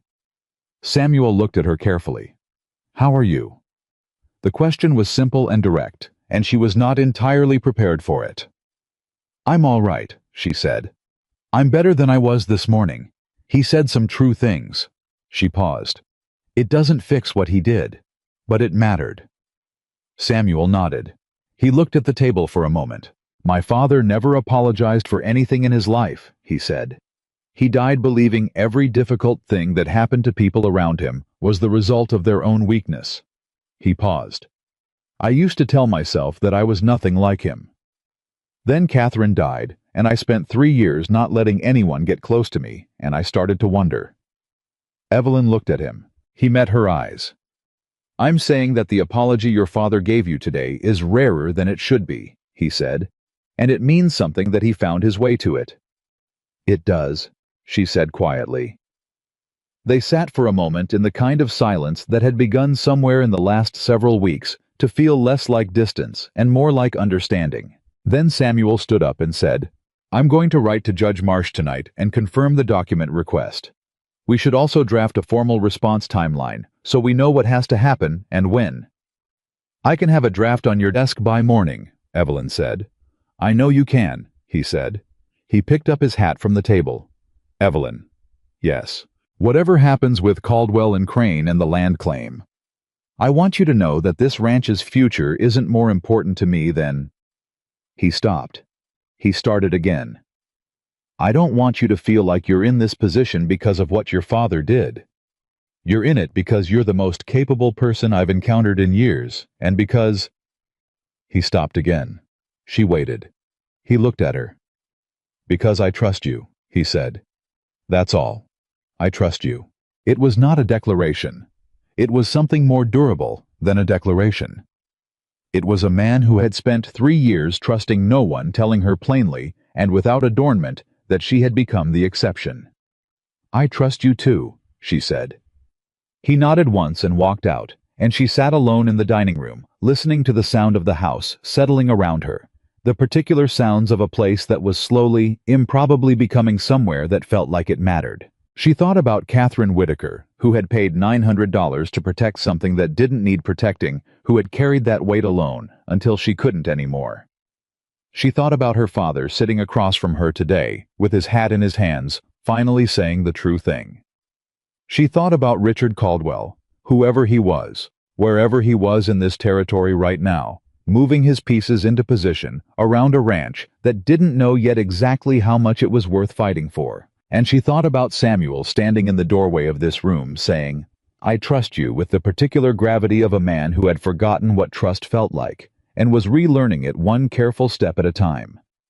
The formal response to the land claim had to be filed within 46 days. That was the frame they were working inside. 46 days to prove that the eastern parcel belonged to the Whitaker Ranch and that the claim filed against it was built on fraud. She picked up her pencil. She started drafting. She was still writing when Ruth came in at midnight and set a lamp on the table and told her firmly that no document would be improved by being written by someone who had not slept, and that the morning would come, regardless of whether the draft was finished tonight. Evelyn looked at what she had written. She looked at Ruth. 5 more minutes, she said. Ruth sat down and waited, because she was that kind of woman, and Evelyn wrote for another 10 minutes, and then put the pencil down and said, "All right, I'm done." "Good," Ruth said. "Come have tea." They sat in the kitchen and drank tea, and Ruth talked about her sister in Kansas and the letter she'd received last week, and Evelyn listened and added questions at the right moments, and the conversation was easy and warm, and entirely about nothing that mattered in the larger sense, which was exactly what Evelyn needed. When she finally went to bed, she lay in the dark and thought about Caldwell. She thought about the eastern parcel and the certified documents coming from Pueblo and the 46 days. She thought about Crane somewhere out there working as a registered agent for a fraudulent land company, carrying the same careful deceit he had carried through 3 years of supply records. She thought about the fact that Caldwell had done this before, to Catherine, to other ranches along this corridor, that there was a pattern, and patterns were the thing she was best at finding. She thought, if he has done this before, there are records. There are other people who paid him and never recovered what they lost. There are other accounts of what he does and how he does it. And if she could find those records, those accounts, those other people, she would not simply be defending the Whitaker Ranch against one fraudulent claim. She would be building a case. She closed her eyes. 46 days. She would be ready. The draft she had written that night was on Samuel's desk before he came down for breakfast. She heard him find it, heard the slight pause in his footsteps, the sound of paper being lifted, and she stayed in the office and kept working and did not go to see his reaction, because she had learned by now that Samuel Whitaker processed important things better when no one was watching him do it. He came to the office 20 minutes later with the draft in his hand and a cup of coffee in the other. "You reorganized the response sequence," he said. "The standard response to a competing land claim leads with the registered owner's documentation," she said. "But in this case, our strongest argument isn't just that we hold prior title. It's that the company filing the claim was formed by a man we can prove engaged in financial fraud while employed on this property. I moved that evidence to the second position in the argument instead of the supporting appendix. It changes the weight of the response." Samuel looked at the draft for a moment. "You're saying we go on offense." "I'm saying we don't simply defend," she said. "There's a difference. Defense says our claim is valid. What I'm proposing says their claim is fraudulent, and here is the documented evidence of the man behind it." She paused. "Judge Marsh will see the same thing Crane always counted on: nobody seeing the pattern. Marsh is going to want that evidence formally presented, not just referenced. I know. That's the next problem." She turned her chair to face him directly. "I need to go to the county records office in Pueblo, personally. The account documentation I have from Crane's supply manipulation is thorough, but it needs to be certified by the county clerk to be admissible in a land dispute proceeding. I can't do that by mail." Samuel looked at her. "That's a 2-day ride." "Yes." "You'd be going to Pueblo to defend my land claim with evidence you compiled. I'd be going because I'm the only person who fully understands the account records and can explain them to a county clerk in terms precise enough to get the certification we need," she said. "Gil can manage the ranch for 2 days. He's done it before." Samuel was quiet for a moment. "I'll go with you." "You don't—" "I'm not sending you to Pueblo alone to do legal work on my behalf," he said, and his tone was not the tone of a man asserting control, but of a man who had made a decision and was done discussing the terms. "We go together. We present this together." She looked at him. "All right," she said. They left Thursday morning. Ruth packed food for the road without being asked, and Gil received his 2 days of authority over the ranch with the composed expression of a man who had been managing difficult situations for 30 years and was not particularly concerned about 2 more. Hector saddled the horses and watched them leave with the specific expression of a young man who has noticed something he isn't sure he's supposed to have noticed. They rode for the most part in a silence that was not uncomfortable. The kind of silence that settles between people who have worked closely together long enough to be at ease in the same quiet. Evelyn had brought the account documentation in a leather satchel. Everything organized, labeled, cross-referenced, ready for the county clerk's examination. Samuel knew the road and set the pace, and she rode beside him on a steady roan mare that was, she had to admit, considerably better than anything she'd ridden in Durango. About 2 hours in, Samuel said, "Tell me about your mother's store." She glanced at him. It was not the kind of question she'd expected. "What do you want to know?" "You've mentioned it several times. It sounds like it shaped how you think." She considered the question honestly. "My mother started the store when I was 13, she said. "My father had just had his first significant business failure, a horse deal that went wrong. Ironically enough, and she decided she was not going to wait to see whether the next one worked out. She had a small inheritance from her own mother, and she used it to open a dry goods store in Glenwood Springs." She paused. "The men in town thought it was temporary. They were polite about it mostly. They bought from her and paid their bills and said very little directly. But they assumed it would fail within a year. It didn't. It ran for 11 years. When we moved to Durango, she sold it for 3 times what she'd invested." Evelyn adjusted the satchel across her shoulder. "She taught me bookkeeping when I was 16 because she said a woman who could read accounts would never be entirely dependent on a man who might misread them for her." Samuel was quiet for a moment. "She sounds remarkable." "She's practical," Evelyn said, "which is the most remarkable thing a person can be in my experience." Does she know what your father did, sending you here?" "She knew before I did," Evelyn said flatly. "She couldn't stop it. She didn't have the legal standing to override his decision, and he'd already sent the letter to your ranch before she understood what he was planning." She paused. "That's the part she hasn't forgiven herself for, not being fast enough. That's not her failure, no. But she'll carry it anyway. That's what mothers do when their children are hurt by people they trusted." Samuel rode for a moment without speaking. Then he said, "Catherine would have liked you." The statement came from somewhere unexpected. Evelyn felt the weight of it, the specific intimacy of being compared favorably to someone a person has loved and lost. It required a careful response. "Tell me about her," she said. Howe was quiet for long enough that she thought he might not answer. Then he said, "She was funny. That's the thing people who didn't know her well never understood.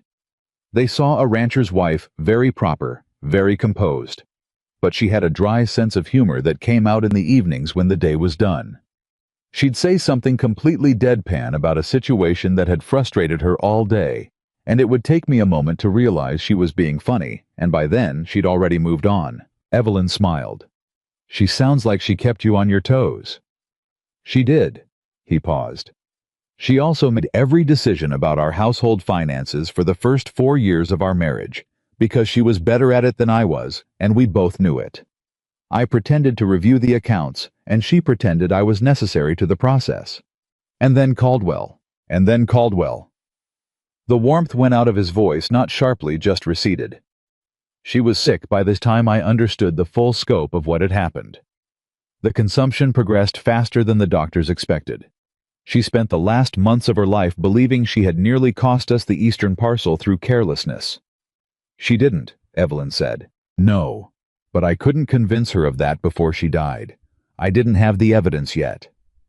He looked straight ahead. "So part of what we're doing in Pueblo, part of it is for Catherine. Proving what Caldwell actually was, what he actually did. She deserved to know that before she went. She didn't get that. But the record can still be set right." Evelyn said nothing for a moment. "Then we'll set it right," she said. They arrived in Pueblo late Thursday afternoon and took separate rooms at the only decent boarding house in town, which was run by a woman named Mrs. Calloway, who had the efficient manner of someone who had been answering questions about room availability for 20 years and had no patience for any that weren't directly relevant to the topic. She gave them their keys with minimal ceremony and told them supper was at 6 and not a minute later. They made it to supper with 4 minutes to spare. The county records office opened at 8 the following morning. Evelyn was there at 5 past with the satchel and the full account documentation and a written summary she had prepared the previous evening by lamplight that laid out the evidence against Crane in language a county clerk could follow without needing to understand ranch accounting. The clerk was a thin man named Yates, who wore wire-rimmed glasses and had the expression of someone who had seen many people attempt to file many things and was operating on the assumption that most of them would require correction. He looked at Evelyn's documentation for a long time. Then he looked at her. "This is a substantial record," he said. "Yes," she said. "You compiled this yourself." "I did. I'm the household account manager for the Whitaker Ranch. These are records from my direct audit of 3 years of supply transactions. And the discrepancies you've identified are documented against the original invoices which I have here in the supporting materials." She turned to the relevant section and set it in front of him. "The pattern is consistent across 14 months and involves a total discrepancy of $287. The methodology for each individual entry is explained in the notes column." Yates looked at the supporting materials. He looked at them for a long time. "The man named here," he said. "Arthur Crane. He's filed as registered agent for Western Frontier Holdings." "Yes, I know." "And you're connecting his history of financial manipulation at the Whitaker Ranch to the land claim filed by that company. I'm providing documented evidence of his character and credibility for the land dispute proceeding," Evelyn said. "The connection between the two is a matter for Judge Marsh to assess. My job is simply to ensure the evidence is certified and on record." Yates looked at her over his glasses with an expression that was moving slowly from skepticism toward something that might have been respect. "Most people who come in here with a certification request," he said, "bring a lawyer." "I am aware of that," Evelyn said. "Is there a reason I needed to?"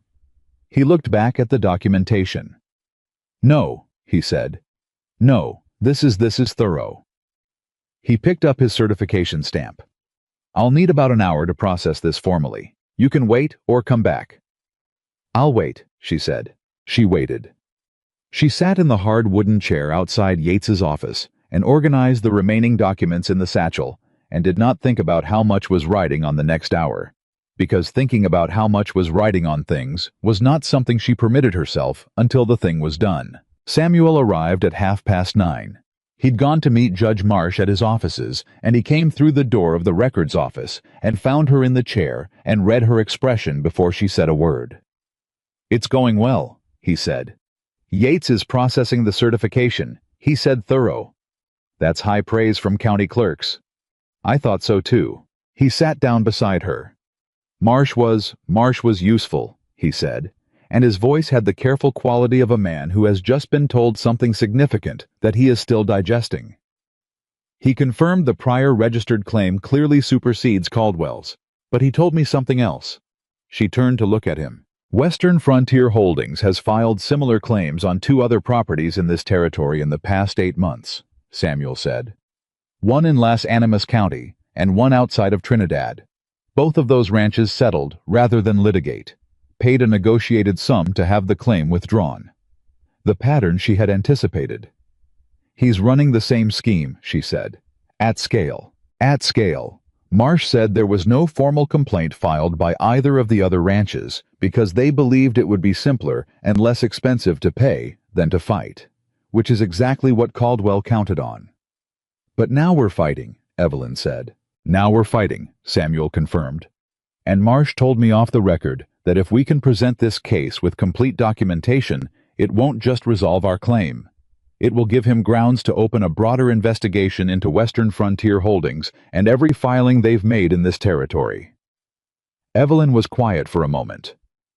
"How many more ranches has Caldwell done this to?" she said. Not a question. An accounting. That's what the investigation would determine. Then we need to make sure our case is airtight, she said. Not just good enough to win our own proceeding. Good enough to be the foundation for everything that comes after. Samuel looked at her with the expression she had come to know, the one that recalibrated. You already thought of that. I thought of it last night, she said. I just needed Marsh's confirmation that the broader investigation was possible. He was quiet for a moment. Evelyn. Yes, I've been running this ranch for 12 years, he said. I've hired foremen and accountants and hands and lawyers. Nobody, not one person I've paid wages to, has ever thought 3 steps ahead of the immediate problem. Not once. She met his eyes. You've been paying the wrong people, she said. He looked at her for a long moment. And then something in his face shifted. Something that went past admiration and past professional respect and past everything careful and managed and contained. Something that was simply real. Yes, he said quietly. I have been. The door to Yates's office opened, and the clerk appeared with a certified stack of documents and the expression of a man who has just done something he's moderately proud of. Miss Hartwell, he said, your certification is complete. She stood and took the documents and thanked him. She checked them quickly, efficiently, scanning the certification stamps and signatures with the eye of someone who has learned not to assume anything is correct until she's verified it herself. Everything was in order. She handed the stack to Samuel. We have what we came for, she said. Hy took the documents. He looked at them and then at her, and the expression on his face was not relief but something more complicated and more permanent. Let's go home, he said. The word landed between them. Home. He had said it as if it were simply the right word, as if it had become at some point accurate. She picked up her satchel. Let's go, she said. The formal hearing before Judge Marsh was scheduled for 3 weeks from the date they returned from Pueblo, 38 days after the original claim had been filed, leaving 8 days of the 60-day window as margin. Evelyn spent those 3 weeks building the case with the same methodical focus she had brought to the account audit, every document organized, every argument sequenced, every potential objection anticipated and answered before it could be raised. Samuel handled the legal representation. He retained an attorney from Pueblo named Hargrove, a compact, precise man who reminded Evelyn slightly of the county clerk, only with better suits. Hargrove came to the ranch twice in the 3 weeks before the hearing, and both times he spent more of the meeting talking to Evelyn than to Samuel, because she was the one who had built the evidentiary architecture, and she was the one who could explain it. After the second meeting, as Hargrove was leaving, he stopped in the hallway and said to Samuel, "Your account manager is formidable." "I know," Samuel said. "You should have her present at the hearing." "I intend to." Hargrove glanced back at Evelyn, who was reorganizing the case documents at the dining table. "Did she train as a lawyer?" "No," Samuel said. "She thinks like one," Hargrove said and left. The day before the hearing, Richard Caldwell made his first direct move. A man arrived at the ranch, not Caldwell himself, but a representative, a smooth-faced man in an expensive coat who introduced himself as Mr. Percy and said he had come on behalf of Western Frontier Holdings to discuss a possible resolution to the land claim before the matter went before Judge Marsh. Gil brought him to the front room. Samuel was in the office reviewing the final case documents with Evelyn, and they both came out when Gil appeared in the doorway with the careful expression of a man delivering something that might explode. Mr. Percy looked at both of them. He looked at Evelyn for slightly longer than necessary, the way people sometimes did when they were recalibrating their assumptions about a room. "Mr. Whitaker," he said. "Thank you for seeing me. I didn't agree to see you," Samuel said pleasantly. "You arrived. There's a difference. Say what you came to say." Percy's smile remained fixed. He was the kind of man who had been trained to maintain his surface regardless of the reception. "My principal is prepared to offer a very favorable resolution to this matter, in exchange for a negotiated payment covering the cost of the filing process and a modest settlement." "What figure?" Samuel said. $300, Percy said. "Payable within 60 days. In exchange, the claim is withdrawn with no further action." Evelyn watched Samuel's face. He looked at Percy with an expression that was completely neutral. Not anger, not contempt, just an absolute absence of concession. "No," Samuel said. Percy's smile adjusted slightly. "Mr. Whitaker, I understand the impulse to litigate, but the cost of a land dispute proceeding, even one you ultimately win, can easily exceed." "I heard you," Samuel said. "The answer is no. Perhaps you'd like time to consider." "I have considered it." Samuel looked at the man steadily. "I've considered it for the past 3 weeks while we were building a case that documents not only the fraudulent nature of this specific claim, but the pattern of similar claims your principal has filed across this territory. I've considered the fact that Judge Marsh is aware of those additional filings and is prepared to open a broader investigation the moment we present our case tomorrow morning." He paused. "I've considered all of it. The answer is no. You can tell your principal that." Percy looked at Samuel for a moment. Then almost involuntarily his eyes moved to Evelyn. She looked back at him without expression. "The woman who found the pattern," Percy said, "not a question." "The woman who works here," Samuel said, "and who you should not have underestimated." Percy picked up his hat. He looked at them both one more time with an expression from which the professional smoothness had receded, leaving something that might have been genuine calculation. "Mr. Whitaker," he said, "my principal will not respond well to tomorrow's proceeding." "Your principal has been running a fraud scheme across 3 counties, Samuel said. "He should have thought about that before he filed against my land." Percy left. The front door closed behind him. Evelyn released a breath she hadn't been fully aware of holding. "He's going to warn Caldwell tonight," she said. "Yes. Caldwell might not appear tomorrow. He might instruct his lawyers to file a withdrawal and disappear before the broader investigation can be opened." "I know." Samuel looked at her. "What do we do?" She had already thought through this. "We go to the hearing regardless. If Caldwell's claim is withdrawn before we present our case, the immediate threat to the ranch is over. But we present the evidence to Marsh anyway, and formally request that the investigation into Western Frontier Holdings proceed independently of our specific claim. Marsh already wants to move forward. He just needs the documented evidence we're providing to be on the official record. So even if Caldwell runs, the investigation continues." "The investigation continues," she said. "And the ranches in Las Animas County and Trinidad have a basis for recovery." Samuel looked at her for a long moment. "You planned for this possibility," he said. "I planned for several possibilities," she said. This one seemed likely once Percy arrived. Caldwell wouldn't send a settlement offer unless he was concerned about what we had. "Meaning we have more than he expected." "Meaning we have exactly what he should have expected," she said, "if he'd known who was reviewing his records."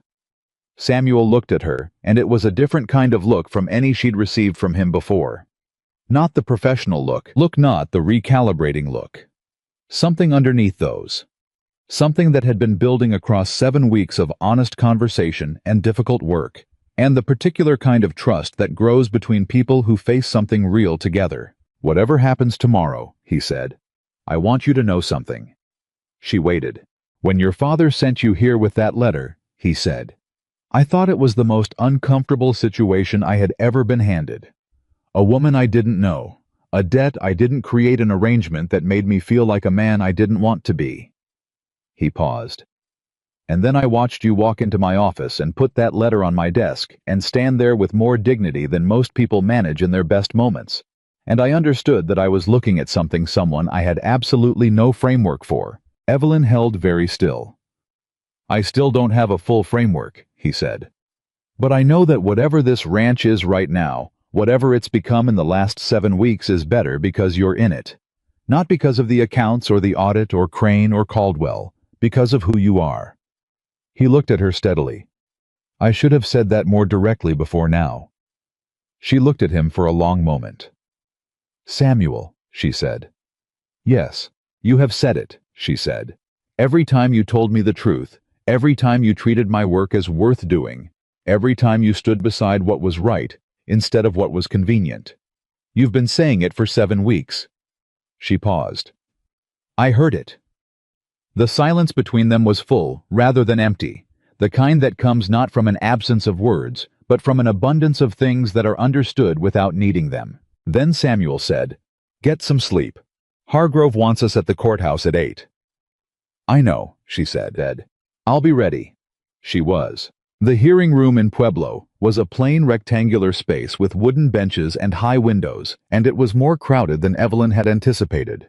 Word had traveled in the way things traveled in territorial communities, faster than logic suggested possible, and there were perhaps 30 people in the gallery when they arrived. Some were ranchers from the surrounding counties. Some were townspeople. In the front row, Evelyn spotted Margaret Fowler and her daughter Clara, which she absorbed without visible reaction and filed under things she would think about later. Hargrove set up the case materials at the respondents' table. Evelyn sat beside Samuel, which raised one or two eyebrows in the gallery, and which she ignored with the practice of someone who had been ignoring eyebrows for 7 weeks. The opposing counsel appeared a lawyer from Denver named Fairfield Competent, but visibly uncomfortable, who arranged his own materials with the slightly too careful movements of a man who has received instructions he doesn't entirely agree with. Judge Marsh took his seat precisely at 9 o'clock. He was a man in his early 60s with white hair and a courtroom manner that made it clear from the first moment that he had no patience for wasted time. He looked at both tables. "We are here on the matter of a competing claim to the eastern parcel of the Whitaker Ranch, filed by Western Frontier Holdings," he said. "Before we begin, opposing counsel, is your client present?" Fairfield cleared his throat. "Your Honor, I've been instructed to inform the court that Western Frontier Holdings wishes to withdraw the claim as filed effective this morning." A murmur moved through the gallery. Marsh looked at Fairfield. He looked at the withdrawal papers being placed before him. He looked at Hargrove. Then he looked briefly at Evelyn, with an expression of a man who is not surprised. "Claim withdrawn," he said. "The eastern parcel of the Whitaker Ranch remains undisputed." He paused. "However, I have before me a formal request from Mr. Whitaker's counsel submitted yesterday to place certified documentary evidence regarding Western Frontier Holdings on the official court record in connection with a separate investigative matter." He looked at Hargrove. "You still wish to proceed with that presentation?" "We do, Your Honor," Hargrove said. "Then let's proceed," Marsh said. And that was when Evelyn stood up. Hargrove looked at her. Samuel did not look surprised. Marsh raised an eyebrow. "Your Honor," Hargrove said smoothly, "I'd like to present the account evidence through Miss Hartwell, who compiled and certified it. She's better positioned than I am to explain the methodology." Marsh looked at Evelyn. "Miss Hartwell." "Yes, Your Honor." "You compiled the account documentation." "I did." "Proceed." She stood at the front of the room with the certified account records in her hands, and she looked at the gallery once at the 30 faces watching her, at Margaret Fowler's careful expression, at the man beside her, whose land and whose trust she was about to defend. And then she looked at Judge Marsh and she began to speak. She spoke for 40 minutes. She explained the account discrepancies, the supply manipulation, the pattern of inflation across 14 months. She explained how Arthur Crane had used his position at the Whitaker Ranch to provide information about the property's financial vulnerabilities to a land scheme operator. She explained the connection between Western Frontier Holdings and the prior scheme run by Richard Caldwell against Catherine Whitaker in 1875. She traced the pattern across the 3 known filings in the territory, presented the certified evidence from each, and formally requested that the court recommend a full investigation. She spoke without notes after the first 10 minutes. She spoke without hesitation. When she finished, the hearing room was very quiet. Judge Marsh looked at the certified documents. He looked at Evelyn. "Miss Hartwell," he said, "in 22 years on this bench, I have had occasion to review a great deal of evidentiary presentation." She waited. "This," he said, "is among the most thorough I have seen." The gallery did not erupt. It was a courthouse, not a theater, but the quality of the silence changed. Evelyn felt it change. She felt in the specific way she had been hoping to feel since the morning she walked into Samuel Whitaker's office with her father's letter. The particular shift that happens when a story stops being what people assumed it was and becomes what it actually is. She sat down. Samuel said nothing. He didn't need to. He put his hand briefly over hers on the table, not dramatically, not as a declaration, just a single moment of contact that said everything that needed saying. Then he removed his hand, and they both looked at Judge Marsh as he began outlining the formal investigation that would follow, outside the courthouse. Afterward, the crowd dispersed slowly. Some people left without speaking. Hargrove shook both their hands with the genuine warmth of a man whose professional reputation had just been elevated by association, and then left for the telegraph office to file his report.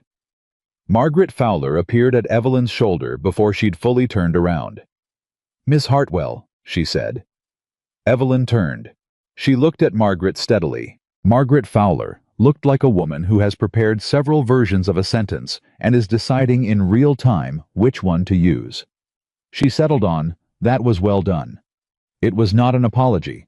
It was not a reversal of everything she'd said and implied over the preceding weeks. But it was what Margaret Fowler was capable of at this particular moment, and Evelyn received it for what it was. "Thank you, Mrs. Fowler," she said. Margaret held her gaze for a moment, and then nodded once, and walked away with Clara following behind her. Samuel appeared at Evelyn's side. "Margaret Fowler," he said. "She said well done," Evelyn said. "High praise." "I know." She looked at him. He looked at her. The afternoon light was doing something particular to the street around them. The particular quality of late-day light that makes everything feel slightly more real than it did before, and she let herself notice it for once, instead of filing it away. "Let's go home," she said. He smiled. A real one. Not the almost smile she'd grown accustomed to, not the corner-of-the-mouth thing, but a full, unguarded smile that changed his whole face. "Yes," he said, "let's." The ride back from Pueblo took the same 2 days it had taken going, but it felt different. Something had shifted in the atmosphere between them. Not dramatically, not with declarations or sudden revelations, but with the quiet, settled quality of two people who have come through something difficult together and arrived on the other side with a clearer understanding of what the other one is made of. They talked more freely on the return journey. About the hearing, about Hargrove's reaction, about the expression on opposing counsel Fairfield's face when the withdrawal was announced. About what Judge Marsh would do next. About what the investigation into Western Frontier Holdings would mean for the ranches in Las Animas County and Trinidad, whose owners had paid rather than fought. Evelyn said, "I keep thinking about those other ranchers, the ones who settled." Samuel rode for a moment without answering. "So do I." "They paid because they thought fighting would cost more than it was worth," she said. Caldwell counted on that calculation every time. He understood that isolated people who feel alone against something larger than themselves, almost always choose the path that ends the immediate pain, even if it costs them more in the long run. "I was right about most of them," Samuel said. "He was right until he wasn't," she said. "Until he chose a ranch where someone happened to be looking at the old records." Samuel glanced at her. "Happened to be looking." "I was doing my job," she said simply. "You were doing considerably more than your job," he said. "You know that." She did know that. She had known it from the moment she first opened the Caldwell ledger entries and felt the particular pull of an unresolved question, the thing inside her that could not let a discrepancy sit without chasing it to its source. That was not something she had been hired to do. It was something she was. She had spent years being that person in contexts that didn't reward it, in spaces where a woman who noticed too much and said what she noticed was more inconvenient than useful. The Whitaker Ranch was the first place that had needed exactly what she was. She thought about that for a while, as the landscape moved past, and Samuel rode quietly beside her. When they arrived back at the ranch late on the second evening, Ruth was waiting in the front room with coffee, and the expression of a woman who has been managing considerable information and is ready to deliver it. "There's a letter," Ruth said. "Arrived yesterday. It's on your desk, Mr. Whitaker. And," she glanced at Evelyn, "there's a second letter. For you. From Durango." Evelyn's heart did something brief and uncomfortable. "From my mother." The handwriting looked like a man's, Ruth said carefully. Evelyn took the letter from Ruth's hand and looked at the envelope. Her father's handwriting. She recognized it immediately, that careful, slightly slanted script that she had last seen on the letter he carried into Samuel's office 11 weeks ago. She put it in her jacket pocket and said she would read it later. Samuel looked at her, but said nothing. His own letter, which he opened at the dining table, while Evelyn sat across from him with her coffee, was from Judge Marsh's office. He read it, and the expression on his face moved through several things quickly.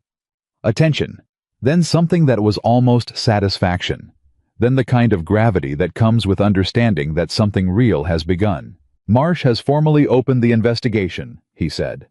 Western Frontier Holdings is being examined by the Territorial Land Authority. All filings in the past 18 months are under review. He set the letter down.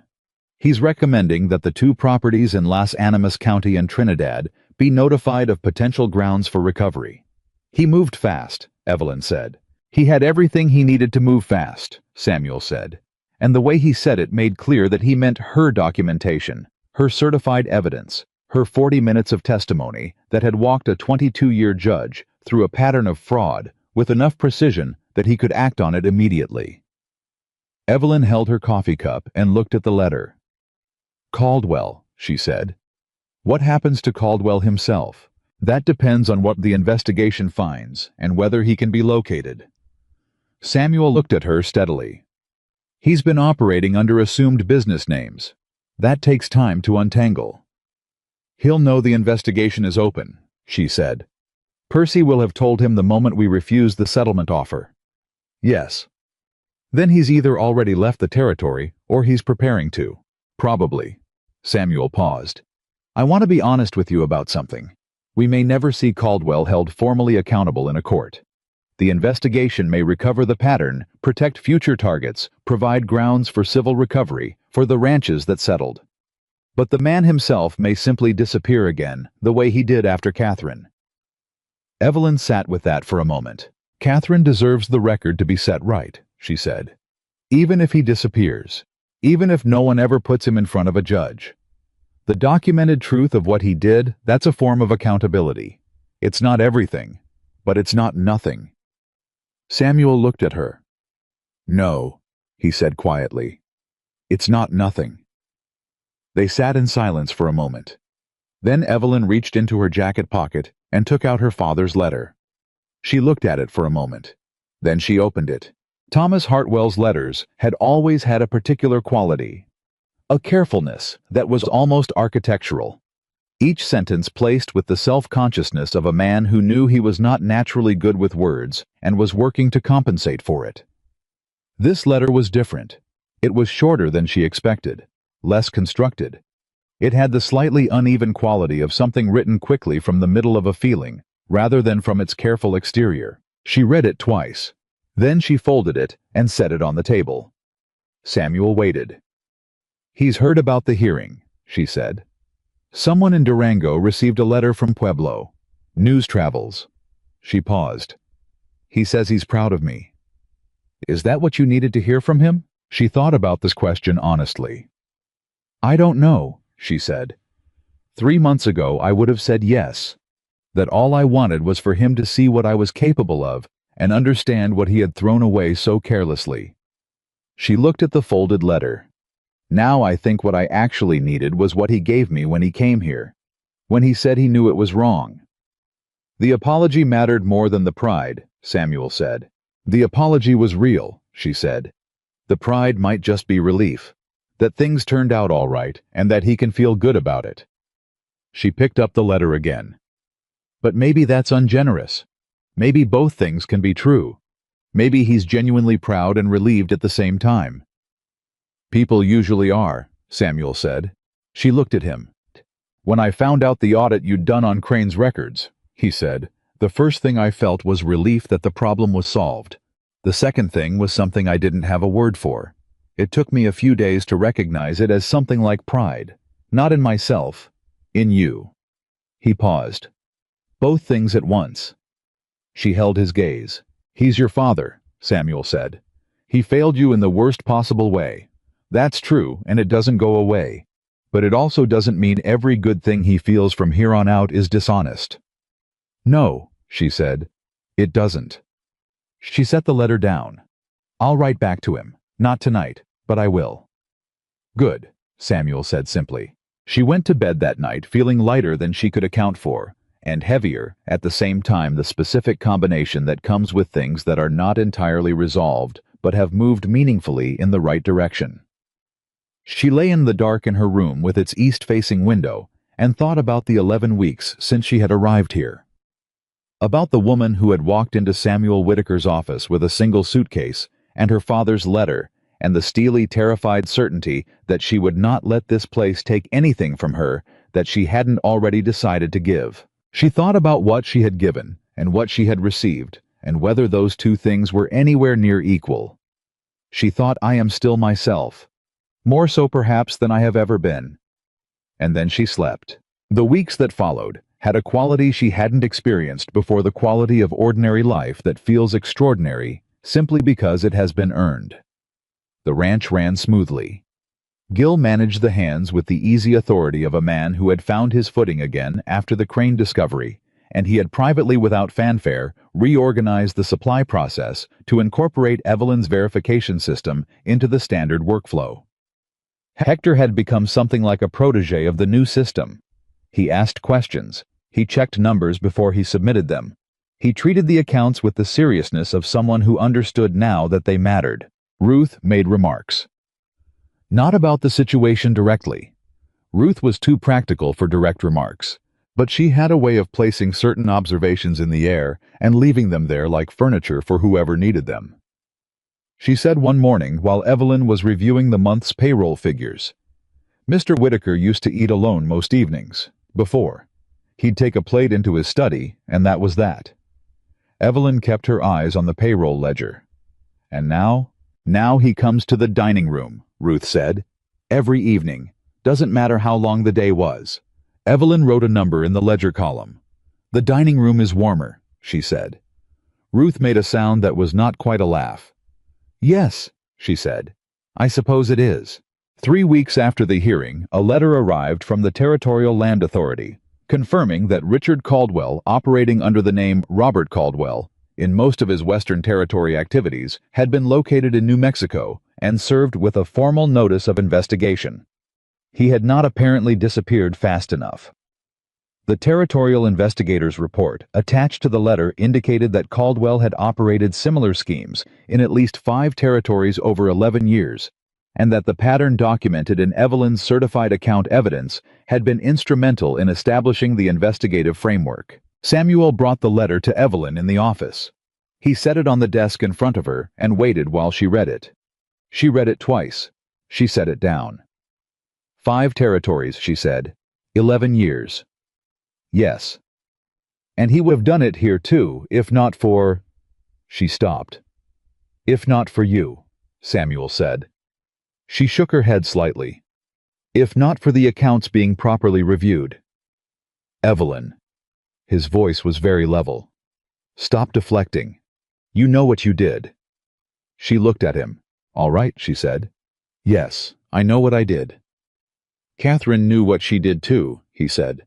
When she figured out what Caldwell had taken from her, she blamed herself for not finding it sooner, rather than giving herself credit for everything she managed before he arrived. He paused. I'm not going to watch you make the same mistake. She held his gaze for a moment. She felt the weight of what he was saying, not just the surface of it, but everything underneath. The way this man who had spent 3 years building walls to protect himself from the specific pain of losing someone he trusted was standing in her doorway, making sure she didn't shortchange herself. The way he had turned the lesson of Catherine's grief outward toward her, instead of inward. Thank you, she said. And she meant it completely. He nodded. He stayed in the doorway for a moment longer than was strictly necessary. There's something I want to ask you, he said. Ask it. The original agreement, the one we signed with your wage and the terms of your employment, it was structured around the debt. Your wage counted against what your father owed. He paused. The debt at the rate we agreed cleared 6 days ago. She had known. She had been tracking it in the ledger. Yes, she said. Which means technically, he said, you're free to go. The air in the room was very still. Technically, she said. I want to know what you want to do, he said. Not what the agreement says. Not what makes financial sense. What you want. She looked at him.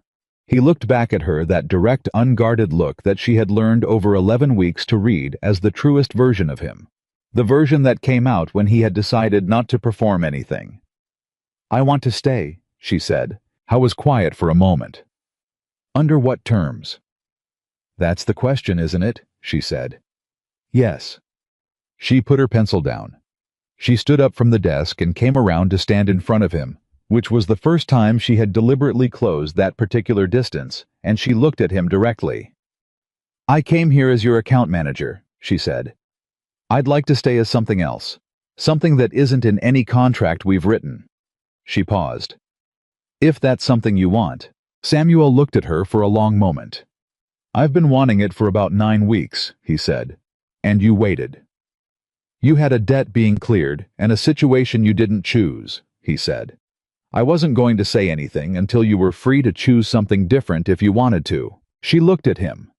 This man who had refused to treat her as a transaction from the first moment she walked through his door, who had offered her a choice when he didn't have to, who had stood beside her in a courthouse and held his hand over hers on the table and said, "Well done," before she even asked whether it had been, and she felt something settle in her chest that was not relief or gratitude or even love exactly, though it was close to all three. It was the feeling of having arrived somewhere real. Samuel, she said. Yes. You are an exceptionally stubborn and patient man. I've been told, he said. I mean it as a compliment. I know, he said. And he smiled that full, unguarded smile that she had first seen outside the Pueblo courthouse, and then he reached out and took her hand, the way a man reaches for something he has been careful with for a long time and is finally certain enough of to hold. She let him hold it. The formal proposal came 3 weeks later at the dining room table, which was where every important conversation in this house seemed to happen. Samuel had apparently planned something more elaborate, Ruth mentioned afterward, with the knowing expression of a woman who had been consulted and had opinions. But what actually happened was that he and Evelyn were going through the November supply figures together after supper, the way they went through figures most evenings now, and he set his pen down in the middle of a column of numbers and looked at her and said, "Marry me." No preamble, no ceremony of it. Just the words said with the directness of a man who has made a decision and is done deliberating. Evelyn looked up from the ledger. All right, she said. He blinked. All right. Yes, she said. All right, yes. Were you expecting something more complicated? He stopped. Ruth told me to prepare a speech. A speech? Evelyn repeated. She had specific suggestions. I see. Evelyn looked at him steadily. Did the speech contain any information that wasn't conveyed by the 2 words you actually said? He considered this. No, probably not. Then we're done, she said. Yes, I'll marry you. Now let's finish the November figures. He stared at her for a moment. Then he laughed a real laugh, sudden and unguarded, the kind that comes from genuine surprise. And she had not heard him laugh like that before, and it was, she thought, the best thing she had heard in this house since she arrived. Ruth from the kitchen said loudly, I told him to prepare a speech. I heard, Evelyn called back. We managed without it. There was a pause from the kitchen. Humph, Ruth said, and then more quietly, in the tone of a woman who is trying very hard not to sound pleased, about time. The wedding was held on a Saturday morning in late November in the front room of the Whitaker Ranch, with Gil and Ruth and Hector and the rest of the ranch hands present, and the preacher from town, who had apparently discussed Evelyn in unflattering terms with his wife several months earlier. A fact which he navigated by being extremely professional and not meeting her eyes more than necessary. She did not hold it against him. She was too busy being married. Her mother came from Durango for the occasion. She arrived the day before on a hired wagon that she had clearly organized herself because she was that kind of woman, and she embraced Evelyn in the front hallway with the ferocity of someone who has been holding something back for 3 months. You look like yourself, her mother said, pulling back to look at her. I am myself, Evelyn said. I've been working very hard at it. Her mother held her face in both hands for a moment. "Good," she said fiercely. "Don't ever stop." Thomas Hartwell did not come. He had written to ask, and Evelyn had written back with honesty that she was not ready for him to be there. That the forgiveness between them was real, but still finding its shape, and that she hoped to see him in the spring, when she and Samuel made the trip to Durango to settle the final details of the debt recovery. He had written back a single line, "I understand. Be happy." She was. Samuel met her mother, and was to his credit only slightly intimidated by a woman who immediately began asking direct questions about the ranch's financial structure, and who listened to his answers with the focused attention of someone who had spent 11 years running a store and knew exactly what she was evaluating. After 20 minutes, she appeared satisfied and told him he was fortunate in his account manager, which was as close to a blessing as Margaret Hartwell typically offered. "She terrifies me slightly," Samuel told Evelyn afterward. "Good," Evelyn said. "She'd worry if you weren't." The day itself was simple and warm and right. She stood beside Samuel in front of the preacher and said the words that turned what had been a written contract, an offered wage, a cleared debt into something that no document had ever been designed to hold. She said "I do" with the complete steadiness of a woman who has arrived at a decision through everything that a decision can be tested, by desperation, dignity, honest work, real danger, and the slow, careful building of trust between two people who had both learned the hard way that trust was not a feeling, but a practice. He said the words back to her with the same steadiness. After, when the small celebration had wound down, and her mother had gone to bed, and the ranch hands had dispersed, and Ruth had cleaned the last of the dishes and gone home to her own house, with the expression of a woman who has been satisfied by the outcome of something she invested in, early Evelyn and Samuel sat together in the dining room. Just the two of them. The lamp burning low. The account ledger still on the corner of the table where she'd left it the night before, which neither of them mentioned, because it was simply part of the room now, part of the life. 11 weeks ago, Samuel said, you walked into this house with a suitcase and your father's letter. I remember. You put the letter on my desk and said your father sent you because he couldn't pay what he owed. I remember that too. He looked at her. I've been thinking about what you said that first day, when I asked if it was what you'd agreed to, and you said that what happens next hasn't been agreed to by anyone. I said that, she confirmed. I want you to know, he said, that everything that has happened next from that day to this one has been the most valuable thing that has ever happened to this ranch. To me. He paused. I thought I was offering you a place to stay. I didn't understand until much later that you were the one who gave this place a reason to be called home. She looked at him for a long moment. Samuel, she said. Yes, you gave me that too. She held his gaze without flinching. I came here carrying nothing but someone else's failure and my own refusal to be diminished by it. And you saw what I was carrying and what I refused to let it make me, and you treated it as something worth respecting from the very first hour. She paused. Do you understand how rare that is? Do you understand what it meant to me to walk into a difficult and humiliating situation and be seen as a person and not a problem? I was very still. I want to understand it, he said. Then here is what I want you to know, she said. My father sent me here because he failed, and I arrived prepared for the worst.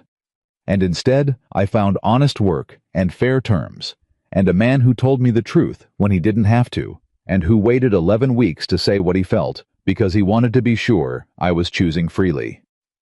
She put her hand over his on the table. Whatever I've given this place, whatever I've given you, came from who I already was before I walked through that door. You didn't create it, but you gave it somewhere to matter, and that is everything. The lamp burned between them. Outside, the Colorado night was cold and clear and full of stars that the open country showed in a way that closed-in places never could, and the Whitaker Ranch sat under those stars the way it had sat for 12 years, but differently now. With more light in it. With the sound of two people in the dining room who had found their way to each other through the most unlikely of circumstances, and who had built in the wreckage of a debt that should never have existed, something that no one could price and no one could take. The woman who had arrived as payment left a legacy as a partner. The man who had closed himself after grief found his way back to the world through the particular grace of a woman who refused at every step to be anything less than exactly who she was. And the ranch that had been slowly emptying out of laughter, of trust, of the ordinary daily warmth that makes a house into something worth coming home to, filled back up quietly and completely with everything it had been missing. Because sometimes the thing that looks like a burden is the very thing that carries you home. And a person's worth is never what someone else decides to put on it. It is what they do with the life they refuse to surrender, even when they are handed to a stranger, even when the world whispers the wrong story about them, even when the only thing they have left is their dignity and their absolute refusal to let it go. That is what